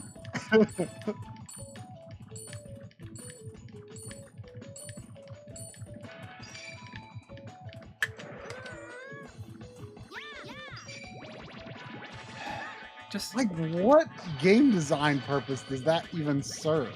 It doesn't. I mean, there's like plenty of weird stuff that exists in other games. It's probably... I can't, that is, I feel like one of the weirdest things I've seen in a long time in a game. Like I just cannot wrap my head around it. Now, that Sarah says it's a risk reward concept. You can stay and hit 10 times or move on. I mean, it is a time sink, but like it just doesn't look. It doesn't look like it's like especially challenging to hit it a bunch of times. But it looks like probably the obvious thing to do. Like it just. I love risk reward concepts in games, but that. I just somehow I only got exactly as many as I needed. Like I don't even understand. The world record for collecting those is probably like more than double what you got. Somehow. Yeah. There's a $5 super chat from Ratatoons. Ooh. Thank you. Thank you. Saying, got a 480p LCD for GameCube and SNES this weekend, hoping to at least temporarily retire my well-used first-gen RetroTink 2X. Thanks for all your retro advice. Cool. Awesome. Yep. I mean, I don't even think the first generation... I don't even think the Tink 2X is even being made anymore, is it? I gotta run to the bathroom. I don't know if you're feeling like the. I didn't realize. I'll be right back. I don't know if. But you know, actually hooking up Super Nintendo to that via the RetroTink 2X may still be a good idea, to tell you the truth. You know, it's very likely that it would run the signal with less lag. And better upscaling, to tell you the truth. So I would recommend trying it. I would recommend trying running the systems through that before it gets to the TV, because it may still be actually better results.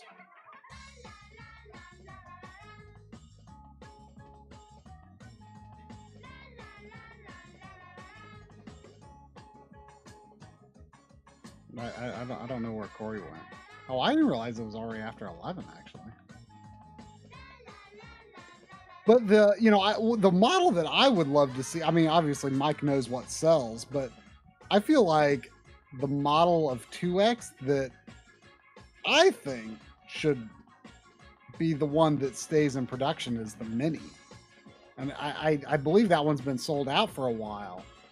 But I just find that one so easy to recommend to people who like just want to use the cables that they have, the composite cables that they have with the systems. or especially people who are like, oh, like, I want to hook up my N64. I hear that a lot. Like, I want to hook up my N64. I want to stream my N64. And especially since the 2X Mini comes with a Super Nintendo and N64 compatible S-video cable, like, man, like, it was it was the lowest cost device that I, was willing to recommend. Keeps your input lag so low.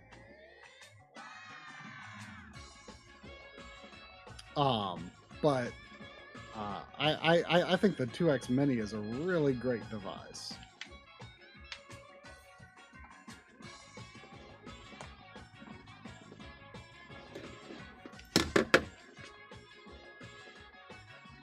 Wait, is there lyrics to this song?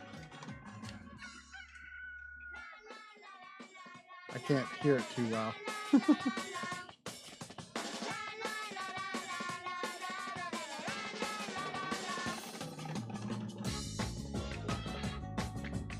feel like there is. Like words beyond just I'm waiting. blah, blah, blah, blah. I don't know. I'm waiting for it to come back around again.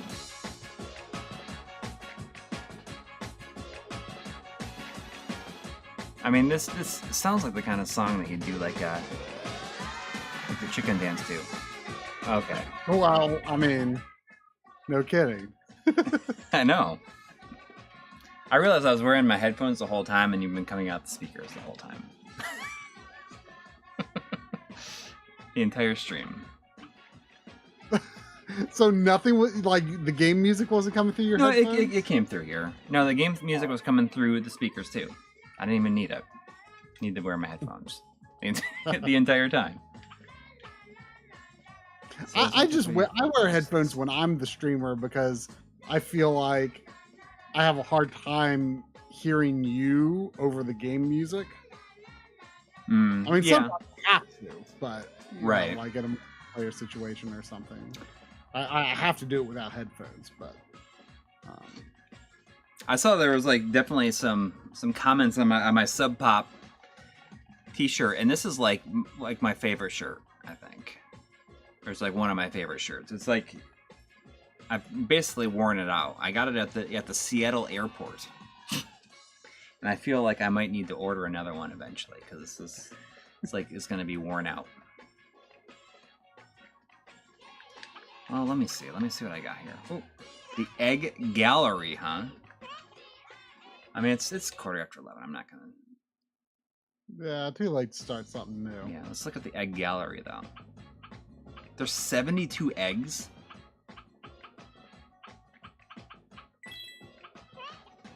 Oh, there! Oh, you can see everybody. Clippin' powers of water and life. Fire comb. Reki has the power of lightning. There's Clippin' again. Who's this? Cypher, powers of fire and passion. This is hilarious. The Chicken Elder.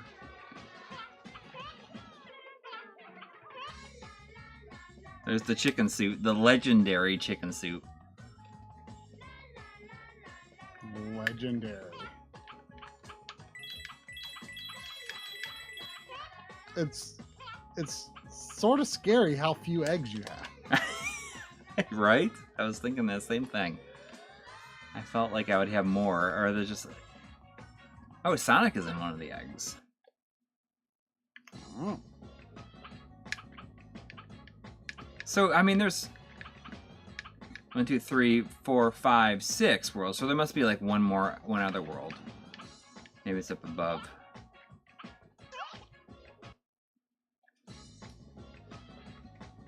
Ooh, there's what you might try if that 4AP LCD has a VGA input. You could try getting a lag-free HDMI to VGA converter and hooking the Retrode 2X into that. Just to see out of curiosity, just to see if it would be a better picture than a direct connection with S-Video. I mean, it's just out of curiosity. Yeah. I like. What is this? So a multiplayer mode? There is a 4-player multiplayer. I just think it's really funny that, like, I wonder if these other characters are even in the game, like outside of this. And I just like that they have names. That there's like in the opening FMV. Oh, were they? Okay. I just like it's like it's I like was saying, like, I hate the faces and noises they make. Right.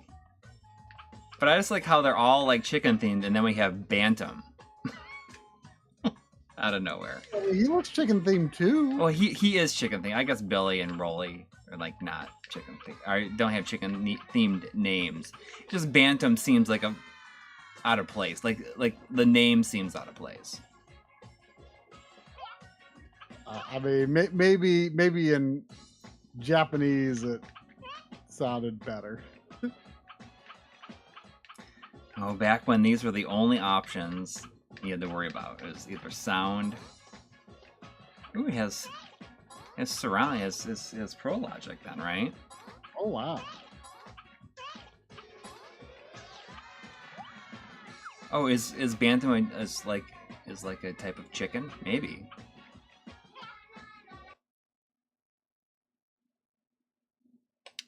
Should I blindly boot up like? Are those like the really like woolly or silky looking chickens? Maybe. No, it kind of just looks like a chicken. A bantam chicken. Yeah. Bantam. Let's. Should I just pick something, like just random game? Yeah, I mean, like, make it really random. Just like go into the middle of the line and just like look away, and then like hit, like just scroll down the list and just like hit the A button.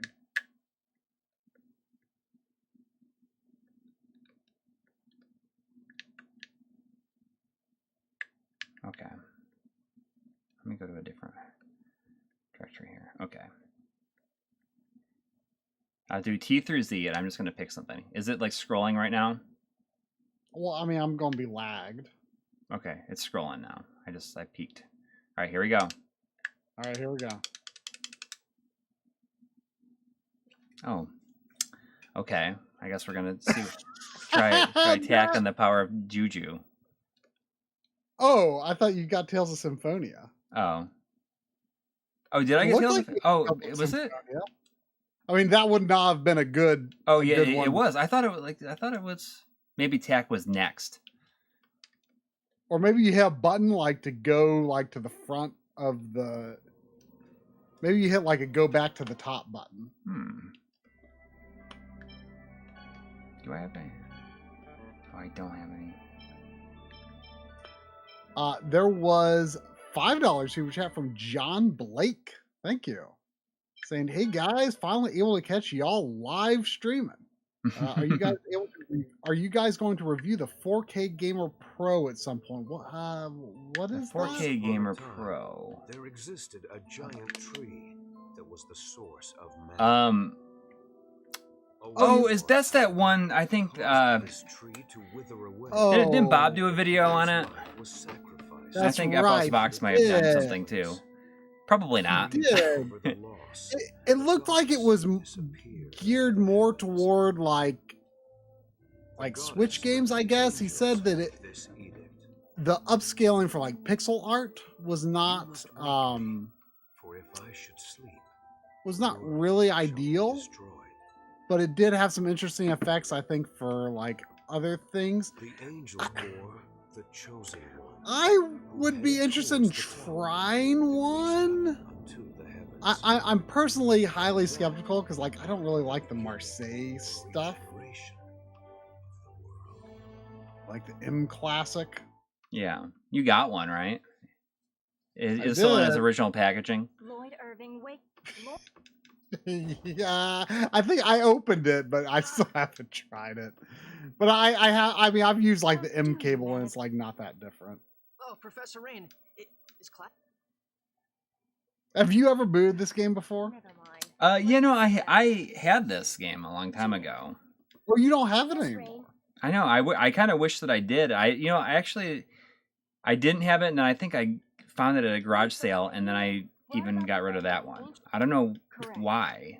Like, I wish that I had kept it, but I have the HD remaster on PS3, but I mean, I'd rather, like, I think that one runs at 30 FPS, and this one's 60. Yeah. Like, is that true? Do you know for sure that is? I mean, if I saw this someplace, like, I thought for the longest time it was an expensive game, but it's not that bad, I don't think.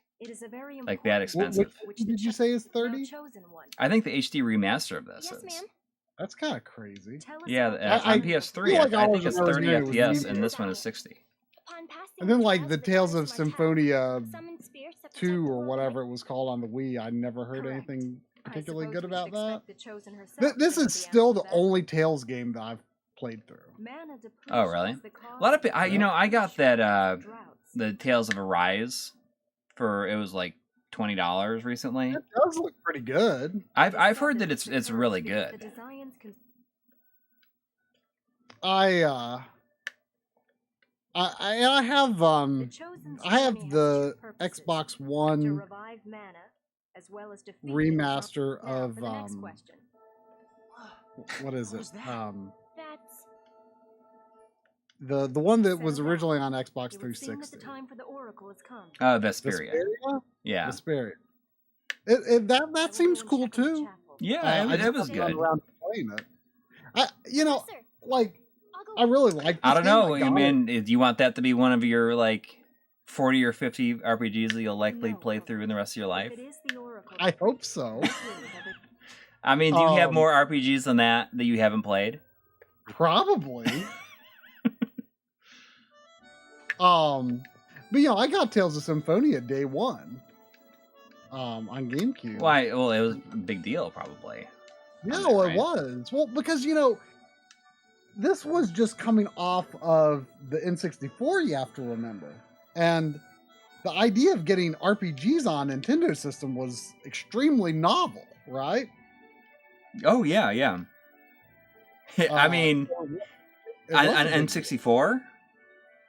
Well, it was extremely novel. I think that, like, using novel is kind to the RPG situation on the N64. Well, that's what I'm saying. Like, getting it was like everybody who played the system was like starved for at least like one. Well, that's what I'm saying. Like, if you, I mean, I had a PS1 and I had a PS2, but still, the idea of like RPGs coming back to Nintendo systems in any capacity, right? Yeah, like this was a novelty because this was a Nintendo system exclusive RPG, and that was just like. That was, something that it was a novelty for that that reason alone. 100%, yeah. I just it's funny to think like it was desperately needed, Yeah. But I mean this is a pretty good game. Does it like go on for twice as long as it should? I feel like that's kind of a typical thing with Tales games, is like they just like go on for a lot longer than they probably should. I mean, the plot is very cliche for sure, but I feel like my memory is it moves along pretty well. I don't remember how long exactly it was, but I don't remember feeling like it dragged on. I actually, I was playing this my junior year in college? Or was it sophomore? I can't remember. I was playing in college, and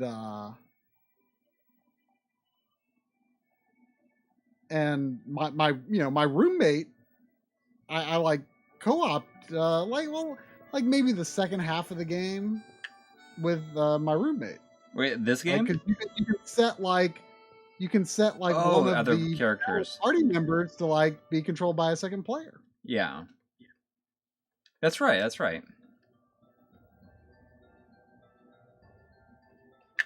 He was just like gliding across the ground there when he was walking. I forgot to make... Does this have a 480p mode? I mean, I assume that it does. No, it does not. Really? Yeah. I'm sure it can be forced without consequence, but it does not. There was a £2 super chat from Charlie Ward. I don't understand it, but it says cack in the power of Dodo. That's in reference to, I don't know, is that something some YouTuber has said about? Maybe.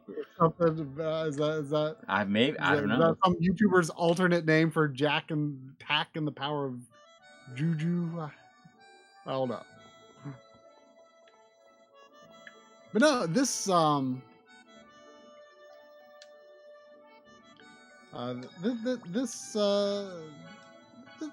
this game, I liked it. I liked it when it came out. But like, you know, I like Tales of the Abyss came out. I heard that was good, and I never got around to getting it. And then I kept wanting to play more games in the series, but after a while, I kind of got turned off from the series by like what I saw of the fan base on Twitter, I think. Oh, just in general, like yeah, the tale. I mean, you know, they were just always like complaining a lot. I just think it's really funny. He just like has two swords like around his waist. Yeah.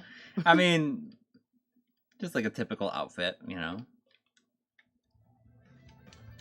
But like, I mean, I think it was just like I got the impression that like all I saw people talk about the Tales games was like, oh, complain about this, complain about that, and shipping characters. And I'm just like, no, I'm like, yeah. This is, I just don't feel compelled. I mean, Ricky Diamond says, yeah, just don't check any fandom on Twitter, and I feel like that's what we were talking about earlier, right? It's like, probably I don't even really look at Twitter much anymore, so now the joy of things has returned. I remember when Vesperia came out. Of course, that was only on 360 for a long time. And the PS3 version of that never came out here, did it? I remember it was a big deal. Of what? Of Vesperia. Right. It was only on Xbox. I don't think it ever did come out here, because I remember it was like a big deal that it came out in Japan and it didn't come out here. Right. I don't remember if it eventually did, but I don't think it did. Right. And then I guess like the remasters probably had everything in there anyways. I mean, it's just like right. But like, you know, I was interested in it, and I probably would have gotten it if I had a 360 at the time. You can see people inside the house. That's kind of a neat little detail. Usually it feels like something you would not normally see. They're like walking around and stuff in there. Yeah, it just seems like can they're you go inside? Is it like a seamless, like, does no. It's a whole different camera. It's just like, it's kind of impressive that is impressive that they're like in there, right? Like they're using resources on that.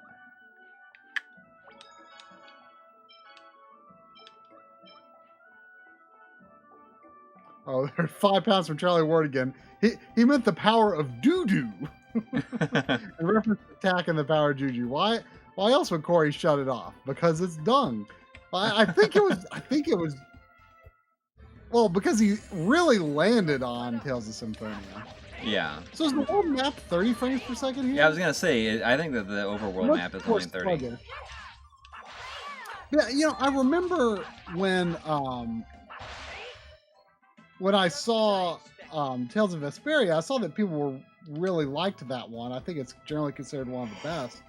But like, I remember being kind of turned off by what I saw in videos and stuff. Like, I was like, oh, like, I don't like that the combat is like fully 3D. Like I kind of felt like, even though I'd only played this one, I thought like the movement being locked to a 2D plane kind of, I mean, like the camera turns and like Right. but you like still your character only moves in a 2D plane, and I felt that kept the move set and combat kind of streamlined and simplified. Yeah, I like that. You know, that's why I was holding the shoulder buttons at one point to try to like run in 3D, because I think you can do that in some of the other ones. I think, yeah, like I think Abyss was still basically 2D. I think Vesperia was the first one that was like fully 3D movement.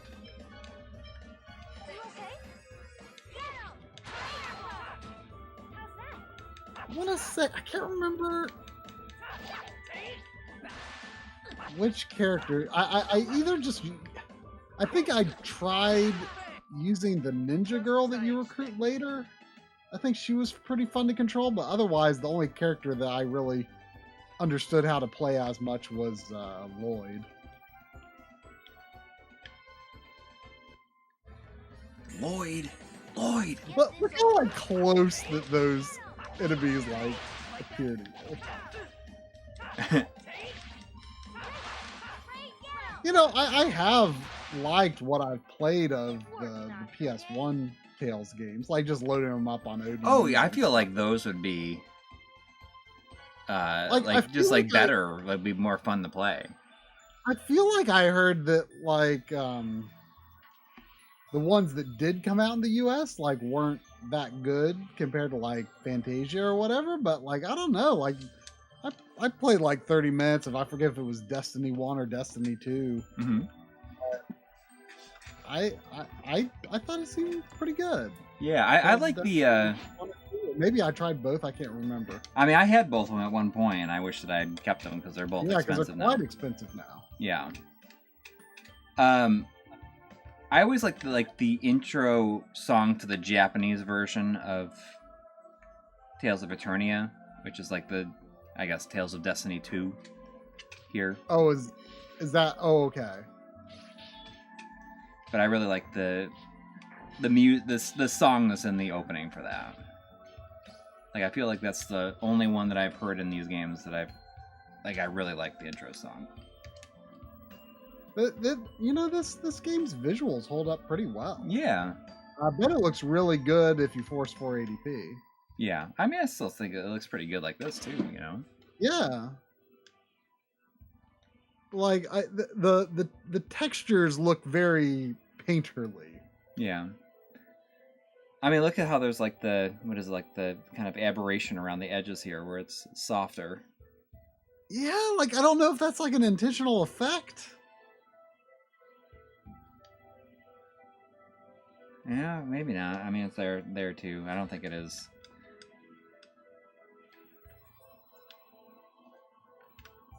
The character outline precision is maybe a little bit odd, but I like the environments.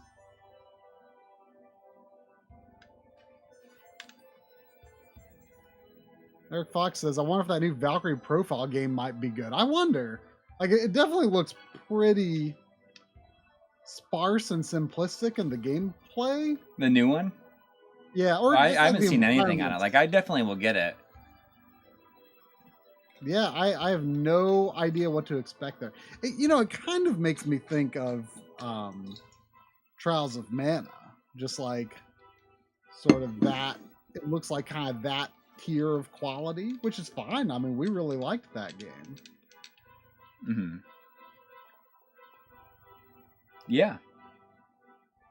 Any excitement for the new Star Ocean? You know, I've never played through a Star Ocean game, but I think the new one looks pretty cool. You've never played through a Star Ocean game, but definitely a little, generic looking. But like, I think in general, I thought what they've shown of the new Star Ocean looked pretty cool. Like, looks like there's like a lot of like kind of freedom and like flying around the environments, which looks fun. Yeah, and I think that last one was only supposed to be like 20 hours long. I have that one. Well, but apparently it's pretty. Everyone says it's bad though. Like what was it like? Something in Faithlessness. It had this really super clunky subtitle. I've always heard people say it wasn't very good, but I don't know how much of that was just it being short. Yeah. Anonymous asks, would I be up for playing 13 Sentinels on stream? No, I don't think so, because it's so story driven and I have a hard time. I mean, that's like, that is not something that I have a very hard time paying attention to story in games while streaming. And so, you know, like that would just be a bad environment for me to enjoy the game at all. I mean, I can't even pay attention to like, I can't even pay attention to the text in Billy Hatcher. You know? Yeah, it's true. It would be a very bad context for me to even begin to attempt to get into that game. Like, that's just something I have to play on my own. Oh, jeez. Which game am I curious about being good? I'm curious about every game being good. Yeah. But I mean, I don't know. I was talking about like the upcoming Star Ocean. Yeah. Or the Valkyrie profile. I'm also curious about that. Valkyrie Elysium. Yeah, it's cool. I've still not played through a Valkyrie profile game, though. Like I played a bit of the PSP version back when that came out, but it was like right when I started my job, and between that and the game being so depressing, like I was just not feeling it at the time, and the game like does not explain how to play it very well. I just couldn't figure it out. It was just too much at the time. But I do want to give it another chance. Like what I've seen, honestly, of like I know Valkyrie Profile 1 is the beloved one, but like what I've seen of 2 actually kind of interests me more. Especially because it's just like so interesting looking as a late generation PS2 game. Like it's not even about like the HD moves that it has, which really don't look that amazing. It's just that like the Tri-Ace really pushed the PS2 in interesting ways. Like they're a real kind of unsung tech powerhouse of the PS2, I feel. Like, I think a lot of people don't realize, like, I mean, they were always doing, like, jeez, this takes a lot of hits. 480p and high frame rates and stuff. I mean, it's very impressive. And, like, some of the lighting and stuff in Valkyrie Profile 2 looks, like, really amazing. I've always been surprised that game's not expensive. Like, it must have sold decently. 2? Yeah. I don't think so. Because it's never expensive. I feel like it's never been expensive. No, like it's. Yeah, I mean, is it? I mean, last I've noticed, not been more than what, like $30, maybe. Maybe it's gone up a little now, but yeah. Yeah, so I think that the PSP version you get it if you buy the digital version of Elysium. Oh, it's gonna be on PSN. I think you can buy it separately too, though. But you just bought that, right? Didn't you get that? Is that an X? Well, I just got the PSP version. Right. Yeah, I rebought it. I thought it was starting to become expensive, but I see. What I got so wasn't expensive. This girl is the next chosen. It was not expensive at all. I have to go accept. Is this guy like end up being like the main bad guy? What trial? The monsters, I assume. I mean, I feel like I played far enough with this game where he like turned bad for a while. Yes. I forgot what his name is. The chosen is. I honestly don't even remember who the bad guy is. He hasn't given you his name yet. No, it's just There's a question guy marks. that looks kind of similar who's a party member who has like red hair, but I don't think it's this guy. Your name is Lloyd? Yeah, but who are you to ask for my name? Here we go. I am Kratos. Kratos. As long as Oh, okay. Yeah, I'll accept the job of He's guarding a the party chosen. Under the circumstances, I have to do. It's a deal then. I thought he looked a lot like when he's a party member. He wears totally different clothes. You'll only Unless get in the way. it's a Be a good boy and wait here. different character. I'm pretty sure that's the guy I'm thinking of. I mean, his voice actor sounds familiar. It's not a. So is his voice actor Troy Baker? What did you? Did I not make myself clear? You're a bird. Go home. I don't It know. sounds familiar. Mr. Kratos, But please. Oh, Cam Clark. Okay, I knew it. Oh, okay, So is yeah, Liquid, that's right. do as you wish. Yeah. Let's go, Genus. I guess Cam Clark was like he was like the biggest voice actor for a long time there. This Feel like- isn't a Was field. he? I feel like he was in a lot of stuff compared to Other I than mean compared to like Metal other Gear people. Solid, of course. He was maybe he was Troy Baker before Troy Baker. It's the truth. Maybe. well, Nolan North was Troy Baker before Troy Baker, and now I don't even know who the new Troy Baker is because I feel like Troy Baker's not in as much stuff now as he used to be. Well, not until he got into NFTs.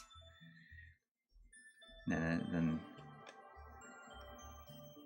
well, Kratos is Lloyd's dad.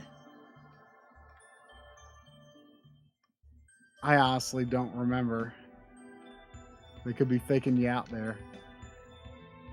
So Nolan North was Troy Baker before Troy Baker. Okay, so Kratos. Was he? So Kratos, I had Kratos confused with Zelos, who's another Okay. red-haired party member Oh, that joins you later. That's why I was like, because I was like, okay, his clothes are not at all what I remember. Okay. I'm looking at the cast of playable characters, and there's like do you feel like you want to one or, like one or replay two this that I now? like don't remember at all. Do you feel like you want to replay this now?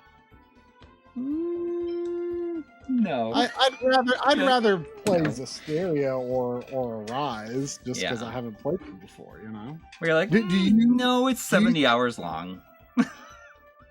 Do you think this will be one of the 40 RPGs you play before you die? It's like it's so messed up to think about like that, but you think about a 70-hour game, and it's like very rare that I play more than one 70-hour game a year. Right? Mm-hmm. I mean, think Yeah. about it. Well, I mean, you know, when I don't know if anybody in the chat has been thinking about this, but it's just something I thought about like 2 weeks ago, and I can't stop thinking about how, like, really, you know, when it comes to like 70-hour RPGs, I'll probably only play like 40 or 50 of them, more of them in my life. Well, how long to beat is making this look like it's more in the range of 50 or so, which is in line with my memory. So, like, at this point, I feel like the only, like, 70 plus hour game I had played was Xenogears, Yeah. which I think took me like 70, 75 hours. And after that, I don't think I played another RPG that was that long or longer until Dragon Quest VIII. So, like, you know, now I've played like Persona and some more Dragon Quest games that have taken a really long time.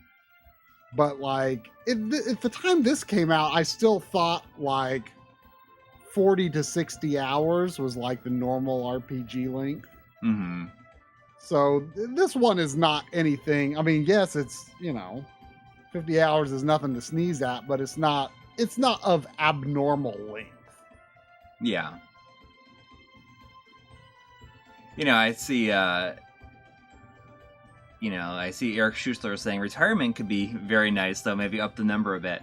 I mean, I think a lot of us are probably thinking, like, the chances of like, retiring in our lives it's questionable. I mean, if you're, like, under a certain age, chances of being able to retire is up in the air, I think. I mean, we'll see. We'll see. exactly. Ricky Diamond's retirement. Good joke. I know this decade I'm turning 50. 50. 50. 50. I mean, I remember when. I mean, Zane's dad is there, but 50 is a new 30. I'd be fine. It blew my mind when I learned that people in my friend group were 40. Yeah. Like I was like, what? No, he's not 40. What? No. And now you're gonna be 40 pretty soon. Not that many years away. Yeah. Crazy. And it's like not that different. Is it? I guess not. Oh, your grandfather's going to be 30 next year. How did that happen? How did that happen? Can you hear this music? Can you hear this cacophony of epic sounds? Cacophony of, I can't really hear it, but I am quite certain it's a cacophony of epic sounds.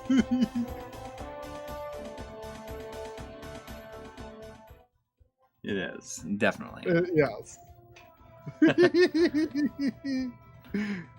Oh, yeah, Adam Ford's playing Illusion of Gaia. Illusion of Gaia is a really good game, and that's like not another. That's not a very long game. Maybe I should just like take count of all the RPGs that I have that are under 25 hours. I rebought that game next year. That's a game that has stayed so consistent at its price. Like that, like it's still only like a $30 game. Yeah. Which is surprising, I think. Illusion of Gaia? Yeah. Yeah. Yeah. It's been like 25 to 30 for a decade, I feel. Mine's complete though. Oh. Even has like a map. Doesn't have the big box. I remember when this is not my original copy, but I remember this game came in this big game? What? There's a bigger box? I don't think so. There was a version, I think it came in like a big plastic thing because it came with a t-shirt. Oh. I wonder if anybody out there still has their Illusion of Gaia t-shirt. Because I'd wear that if I could find it. Somewhere in somebody's closet is an Illusion of Gaia t-shirt they got with the game. I'm pretty sure it like came in like a, maybe I feel like it was like a plastic, like a blister packaging.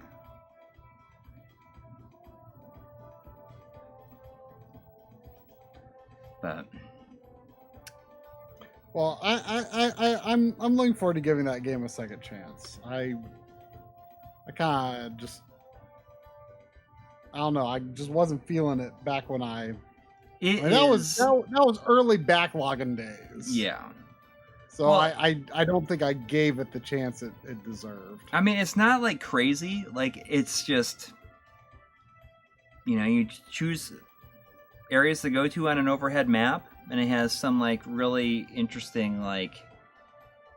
It has a couple of parts in it where the characters get trapped someplace and a lot of time passes, and I like that. It happens a couple of times. Yes, I like that kind of stuff. Where it's like, oh, like it's been, like a couple. I'm like a couple of months or a couple of weeks or something like that. Yeah, I like stuff like that. Yeah. Wait, Terranigma is expensive? Well, I guess the European version of Terranigma it would make sense for. I don't think the Japanese version is expensive. I mean, there's no U.S. version, so that's one reason why Terranigma would be expensive. Soul Blazer, I wish I had, but I don't. That's a good one. That's also much like ActRaiser. Like Soul Blazer. If you really sat down and played it, you could beat the whole game in a weekend. It's kind of weird. Like it's got a weird look to it.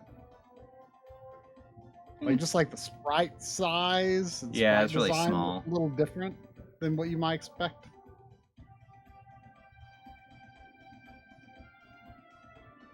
But yeah, you should play Illusion of Gaia. No, I really want to play.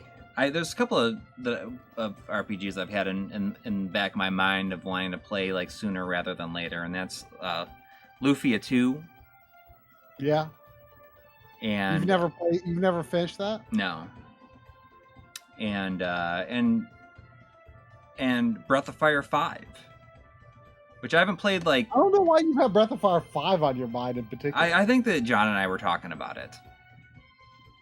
I mean, I want to play it too. I mean, it sounds really interesting. And I don't feel like you need to have any like previous game references. I've only finished the first one. I've never finished a Breath of Fire game.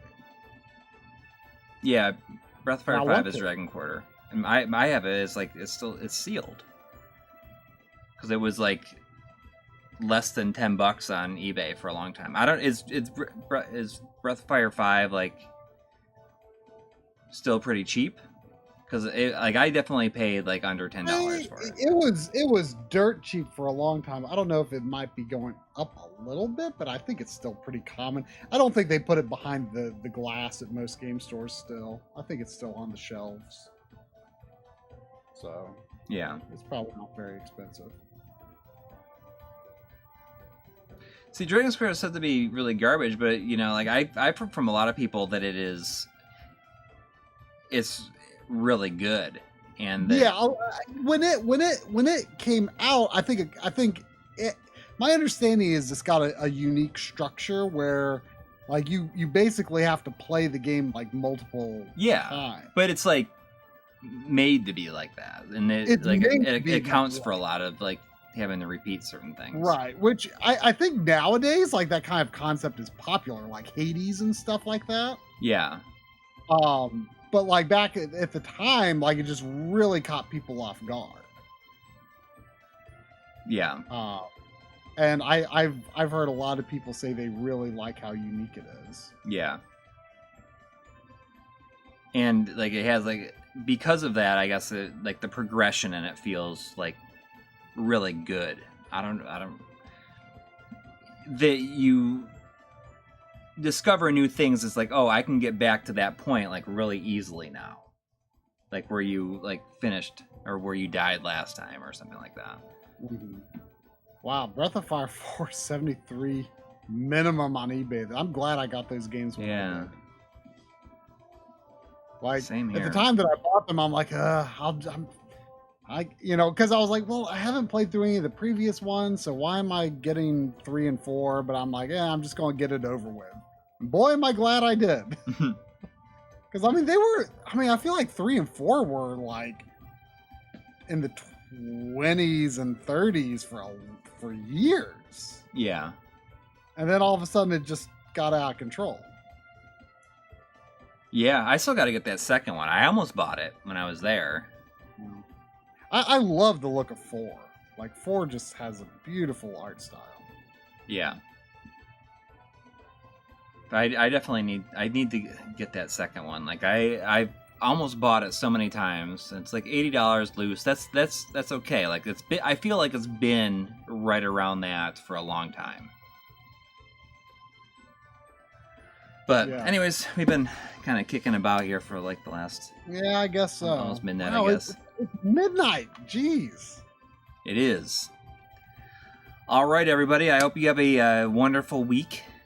Thanks for hanging out. Thank you to everybody who donated. And have a good week and a good night. See you next time. Good night, everybody.